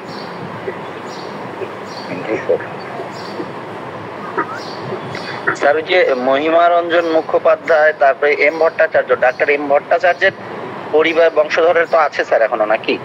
বিশাল দান, ওদের বিশাল দান। এই যে কলেজে কত বিঘা জমি, দত্তপুকুরে বিশাল মানে স্কুলের জন্য কত বিঘে জমি দিয়ে গেছে। ওরা দান মানে দানবীর। মহেশ ভট্টাচার্যের যে ওষুধের দোকানে যে লাইসেন্স নাম্বারটা আমি একদিন দেখছিলাম, ওই ওষুধের গায়ে, লেবেলের গায়ে, আপনার কাছে যদি মহেশ ভট্টাচার্যের যদি কোনো ওষুধ থাকে দেখবেন লেবেলের গায়ে 1 নম্বর, আর আমাদের এফকোর কিন্তু 8 নম্বর। এফকোর থেকে পুরনো। হ্যাঁ, 1 নম্বর। কিন্তু পরিবারটা এখন মনে হয় এমন কিছু হয়েছে যে ওই মন্ডল এম ভট্টাচার্যের এটাই বিক্রি হয়ে গেছে, একজন মালবাড়ি কিনে নিয়েছে, কোম্পানিটা বিক্রি করে দিয়েছে। হ্যাঁ হ্যাঁ, মাঝে মাঝে ওরা সেমিনারে আসে, ওই স্টল দেয়, বুঝলেন? ওরা প্রোডাক্ট করতে, ওরা বলে যে আমরা আগের মতনই কোয়ালিটি করে রেখেছি। ওই এম ভট্টাচার্য ইয়াটাই কি মহেশ বলে স্যার আপনাদের ইন্ডিয়ায়? মহেশ যেটা বলে ওইটাই কি? হ্যাঁ, মহেশ ভট্টাচার্য। মহেশ বলে যে মহেশের মাদান নাকি আপনাদের ওখানে খুব নাম করা স্যার। হ্যাঁ, মহেশ ভট্টাচার্য। আর আমাদের হেপকো সবকিছু নাম করা কেন, মনে করেন হেপকো যে গ্রামটার মধ্যে মনে করেন অর্জুন মাদার করবে, হ্যাঁ, ওই গ্রামটার মধ্যে আর কিছু করবে না। সূক্ষ্মতার বিষয়গুলো স্যার অবলম্বন করে তারা প্রতিনিধি। এবং যেখানে যেখানে এমডি পড়ানো হয় না, এমডি ফার্মাসি, বুঝলেন? এখন তো সবকিছুতে এমডি হয়ে গেছে আমাদের ইন্ডিয়াতে। যারা মনে করেন কেরালাতে আছে এমডি ফার্মাসির স্টুডেন্ট, ওরা এসে ওই আপনার হেপকোতে এসে ট্রেনিং নেয়, মানে ক্লাস করে। হেপকোর যে টিটাগড়ে যে ইয়ে আছে ফ্যাক্টরি, ওখানে গিয়ে সব শেখে, ফার্মাসির উপরে, এমডির উপরে রিসার্চ করে ওরা। বিশাল ব্যাপার। এর মালিক হচ্ছে ভর, প্রফুল্ল চন্দ্র ভর। হ্যাঁ, উনি আমাদের কলেজে পড়াতেন। তারপরে আরেকজন ভর এখন হচ্ছেন দুর্গাশঙ্কর ভর, ডিএস ভর, উনি এমএসসি পায়। ওনার সাথেও আলাপ আছে বিভিন্ন, অনেক বই তার এই প্রফুল্ল চন্দ্র ভর মহাশয়ের নাম দেখেছি। ওনার বাড়িতেও গেছে হুগলিতে, বুঝলেন? তা ডিএস ভরের সাথেও আলাপ আছে, তবে ওই একটা ধরে রেখেছে।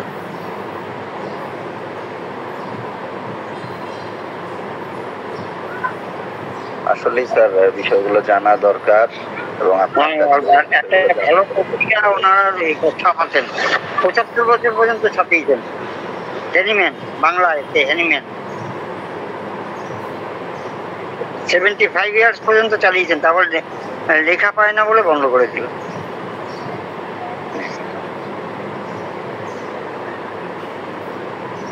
হ্যানিম্যান গ্লিনিস বলে একটা বই আছে ইংরেজিতে, আর এর সম্পাদনা করতেন জেএন কাঞ্জিলাল। কিছুদিন জেএন কাঞ্জিলালের পরে গেলেন গৌরীনাথ মুখার্জি। আমাদের গৌরীনাথ মুখার্জির নাম শুনেছেন? পুরুলিয়া। জি স্যার, নাম শুনেছি স্যার।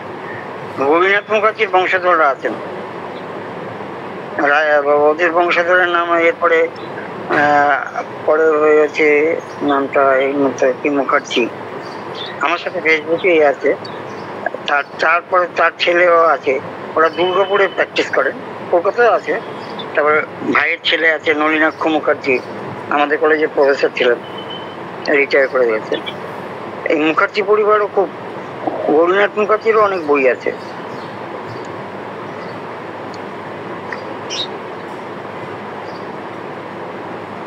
তারপর যে আরেকজন আছেন মহিম রঞ্জন মুখার্জি, আপনার নাম সময় আপনি সেদিনকে বলছিলেন মিটিয়ে মেডিকার কথাটা, ওই বইটা আমারও আছে, আমিও পড়ি এটা।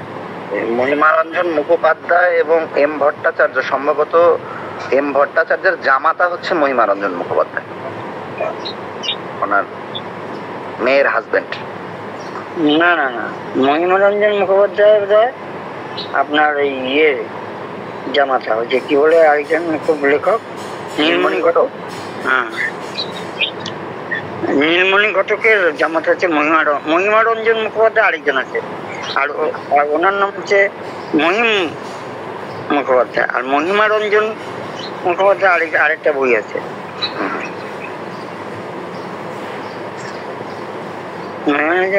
মুখোপাধ্যায় না ভট্টাচার্য, একজন হচ্ছে মহিম ভট্টাচার্য আর একজন মহিমারঞ্জন মুখোপাধ্যায়। ও, মহিমারঞ্জন মুখোপাধ্যায় হচ্ছে, হ্যাঁ হতে পারে। আর মহিমারঞ্জন ভট্টাচার্য যেটা, ওরা হচ্ছে নীলমণি ঘটকের জামাই। জি, এটাই ভুল বললে। হ্যাঁ, ঠিক আছে। হ্যাঁ,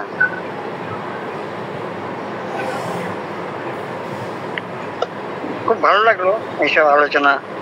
জি স্যার, অনেক বিষয়ে জানতে পারলাম। আপনি অনেক পুরাতন মানুষ, ভালো লাগে স্যার আমার এই বিষয়গুলো। এবং আমার ওই যে বললাম আমার একটা পিকুলারিটি আছে, আমার আশেপাশে যদি আমি বিশুদ্ধ আমার সন্নিকটে যদি কোনো বিশুদ্ধ হোমিওপ্যাথি ডাক্তারের সন্ধান পাই বা জানি যে সে বিশুদ্ধ হোমিওপ্যাথি চর্চা করে। সেদিনকে যে আপনি একটা কেস প্রেজেন্টেশন করলেন খুব ভালো লাগলো আমার কাছে। ওই হাতটা যে ফুলে গেছে, ওই চ্যানেল ব্লক হয়ে গেছিল, যে খুব সুন্দর, ভালো আছে স্যার, এখন পরিপূর্ণ ভালো আছে স্যার। হ্যাঁ একেবারে এখন এখন খুব ভালো। আর কোনো ওষুধ দিতে হয়নি? না স্যার, আর কোনো মেডিসিনের প্রয়োজন হয়নি, হাতের ওই প্রবলেমই নাই। এবং সব থেকে মজার ব্যাপার হচ্ছে একদম হ্যারিং এর যে ল অফ কিউর, যে আরোগ্যের নীতি, সেই অনুযায়ী পেশেন্টটা কিউর হয়েছে। 3-4 দিনের মাথায় পেশেন্টের হাত যে বাহু প্রদেশে যে একদম বিকট ভাবে ফোলা ছিল, সেই ফোলাটা একদম উপর থেকে হাতের আঙ্গুলে আসে একদম নেমে গিয়েছে, হাতের আঙ্গুলগুলো ফুলে ফুলে কলার মতো হয়ে গিয়েছে, আর উপরে একদম স্বাভাবিক। তারপরে আবার এই কয়েকদিনের মধ্যে ফোন দিয়েছিল, বলতেছে এখন হাতের পানিগুলো আস্তে আস্তে কমে গিয়েছে, ফোলাটা নেই, ব্যথাটা কোনো কিছু নেই, হাত তুলতে পারছে, একদম স্বাভাবিক আছে। দেখেন আমাদের এখানে এমআরআই করতে হলো না। আমি চিন্তা করছি যে ওখানে কতটা ব্লাড জমেছিল সেটাও আমরা জানি না উপর থেকে, অবশ্যই অবশ্যই। কিন্তু এই যে ব্লাডটাকে তরল করে দিয়ে যেখানে আমাদের ফিঙ্গারের কাছে যেখানে আমাদের ক্যাপিলারি গুলো আছে ওখান থেকে শোষণ করে নিল, সেটা কম বড় কথা না। অবশ্যই স্যার, আমি এটা চিন্তা করি অ্যালোপ্যাথিক হলে তো অপারেশন করে ওটাকে বার করে দিত। একদম এই কেসগুলো ওরা সার্জারি ব্যতীত ওরা এই মানে পারতো না। ঠিক ওখানে ইয়ে করে স্ক্যান করে দেখে নিত যে কোন জায়গাটা আছে, সেখানটা কেটে ওটা বার করতো। আর আমাদের ওষুধে হ্যাঁ। আচ্ছা, এখন আমার একটা কথা আছে, কেন্টের বইতে পড়েছি যে কেন্ট বলেছেন এই যে সর্প বিষ, এইগুলো আমাদের মানুষকে যে কত উপকার করছে, হ্যাঁ, যে ভাষায় প্রকাশ করা যায়। অবশ্যই স্যার, এবং আমার জীবনে প্রথম স্যার আমি এই ভাইপেরা ঔষধটা ব্যবহার করেছি ওই দিন। ইতিপূর্বে কিন্তু কখনো ব্যবহার করার সুযোগ হয়নি। হ্যাঁ, ইন্ডিয়া থেকে নিয়ে আসা, এটা আমার ছিল হচ্ছে এসবিএল কোম্পানির মেডিসিনটা। না, আমার মধ্যমগ্রামে একজন ডাক্তারবাবু আছেন, এই বেশিরভাগই ওই পায়ে ভেরিকোজ ভেনের জন্য এই ভাই প্রোডাক্টটা দেন, কিন্তু আপনার থেকে ডিটেলস এটা আরো সুন্দরভাবে মানে পেলাম কেসটা। তা মাঝে মাঝে আমার চিন্তা হয় ওই ব্যাপারটা যে ওখানে কতটুকু কি আছে। আমরা সিমটমের উপরে যে ওষুধটা দিলাম, সিমটোমেটোলজির উপরে, তাহলে কত সুন্দর কাজ হোমিওপ্যাথিকের জয় জয়কার। এবং ওইটা যে কি করে এটা ব্যাখ্যাটা আসলে দেয়াটাই দুষ্কর, সত্য কথা যেটা। মাঝে মাঝে এমন কিছু কেস হয়ে যায় স্যার, আসলে আমি নিজে অবিশ্বাস্য মনে হয় আমার কাছে যে এটা কিভাবে সম্ভব। কিভাবে সম্ভব আমার কাছে এমন মনে হয়। আর আমি চেষ্টা করি স্যার মূলত এরকম অবিশ্বাস্য কেসগুলোকেই, কারণ সচরাচর প্রতিদিন অনেক কেসেই আসে এবং অনেক ডাক্তাররাই বিষয়গুলোকে হ্যান্ডেল করে। আমি চেষ্টা করি মূলত পিকুলিয়ার কেসগুলো দেওয়ার জন্য, যে কেসগুলো থেকে আবার অনেক পিকুলিয়ার কেস অনেক সময় সমালোচনারও ঝড় তোলে, তারপরেও আমি সেটা তোয়াক্কা না করে আমি চেষ্টা করি যে কেসগুলোকে প্রেজেন্ট করার। আর আমি বেশ করে স্যার আমি কিন্তু ওয়ান মেডিসিনে ইউজ করি, আমি মাদার বা অন্য কোনো কিছু ব্যবহার করি না কখনো একই সঙ্গে, এমনকি বায়োকেমিকও না, তাতে করে অনেক অনেক ভালো। আমার এমনও একটা রুগী স্যার আমার লাইফে আমি পেয়েছিলাম যে নিয়ে এসেছিল, একদম সেন্সলেস ছিল রোগী, একেবারে সেন্সলেস রোগী। আপনার সেন্সলেস হওয়ার প্রায় বোধহয় 30-35 ঘন্টা পার হয়ে গিয়েছে, কোনো জ্ঞান ছিল না, স্ট্রোক করেছে। তো যাই হোক, বাই দা বাই পেশেন্টকে মানে এগুলো এই পেশেন্টগুলো পাওয়াটাও হচ্ছে স্যার আমাদের ভাগ্যের ব্যাপার। এই পেশেন্টগুলো তো কখনোই আমাদের কাছে নিয়ে আসার কথা না। এই মাঝে মাঝে যে এই পেশেন্টগুলো আমরা পাই, এটা একেবারে ভাগ্যের। আমি মনে করি যে এটা আমাদের একটা ভাগ্য। ভাগ্য না থাকলে এই পেশেন্টগুলোকে এইভাবে নিয়ে আসার কথা না। তো সেই এই 35 ঘন্টা যাবত যে পেশেন্টের কোনো সেন্স নাই, অজ্ঞান অবস্থায় হয়ে আছে, তো সেই পেশেন্টকে আমি পাওয়ার পরেই দেখা যাচ্ছে অ্যাকোনাইট 50m সরাসরি অ্যাকোনাইট 50m এই দেখা যাচ্ছে 10 মিনিট পর পর 2টা ডোজ দেওয়ার পরেই পেশেন্টের সেন্স চলে আসছে, পেশেন্ট তাকিয়ে দিচ্ছে, পেশেন্ট কাঁদছে। অবিশ্বাস্য এমন কিছু কিছু কেস মানে নিজে ক্যালকুলেশন করে বের করতে পারি না। শুধু তার কজটাকে আমি আবিষ্কার করতে পেরেছিলাম যে কিভাবে অজ্ঞানটা হলো। এই কজটাকে ধরেই অ্যাকোনাইট 50m মানে ভয় পেয়ে হয়েছিল। জি স্যার, একদম একটা বিষয় ছিল। এইটা কার থেকে, এই সিমটমটা কার থেকে নিলেন, মানে পাশে অবজেক্টিভ সিমটম? জি স্যার, মানে এই যে ভয় পেয়ে যে পাশের থেকে শুনলেন, মানে তার পরিবারের লোক ছিল, তার পরিবারের লোক ছিল, পরিবারের লোক তো অ্যাম্বুলেন্সে করে নিয়ে আসা হয়েছিল আমার কাছে।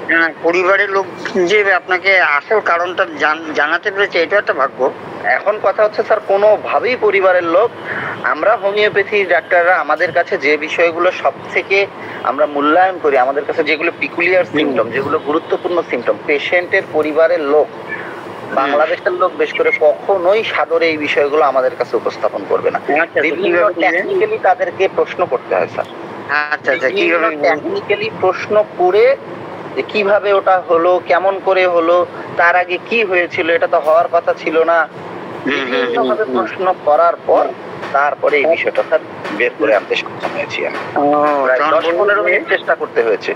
তার পরিবারের, তার মেয়েকে প্রশ্ন করেছি, তার হাজবেন্ডকে, তার জামাই ছিল, কয়েকজনকে প্রশ্ন করে তারপরে এটাতে আমি উপনীত হয়েছি। যখনই আমি এটা আইডেন্টিফাই করেছি আর এখন আচ্ছা, আর যখন আপনি একদম পেয়ে গেলেন সঙ্গে সঙ্গে মানে ন্যানো সেকেন্ড দেরি করিনি, তাৎক্ষণিক ভাবে আমি বানালাম অ্যাকোনাইট 50m।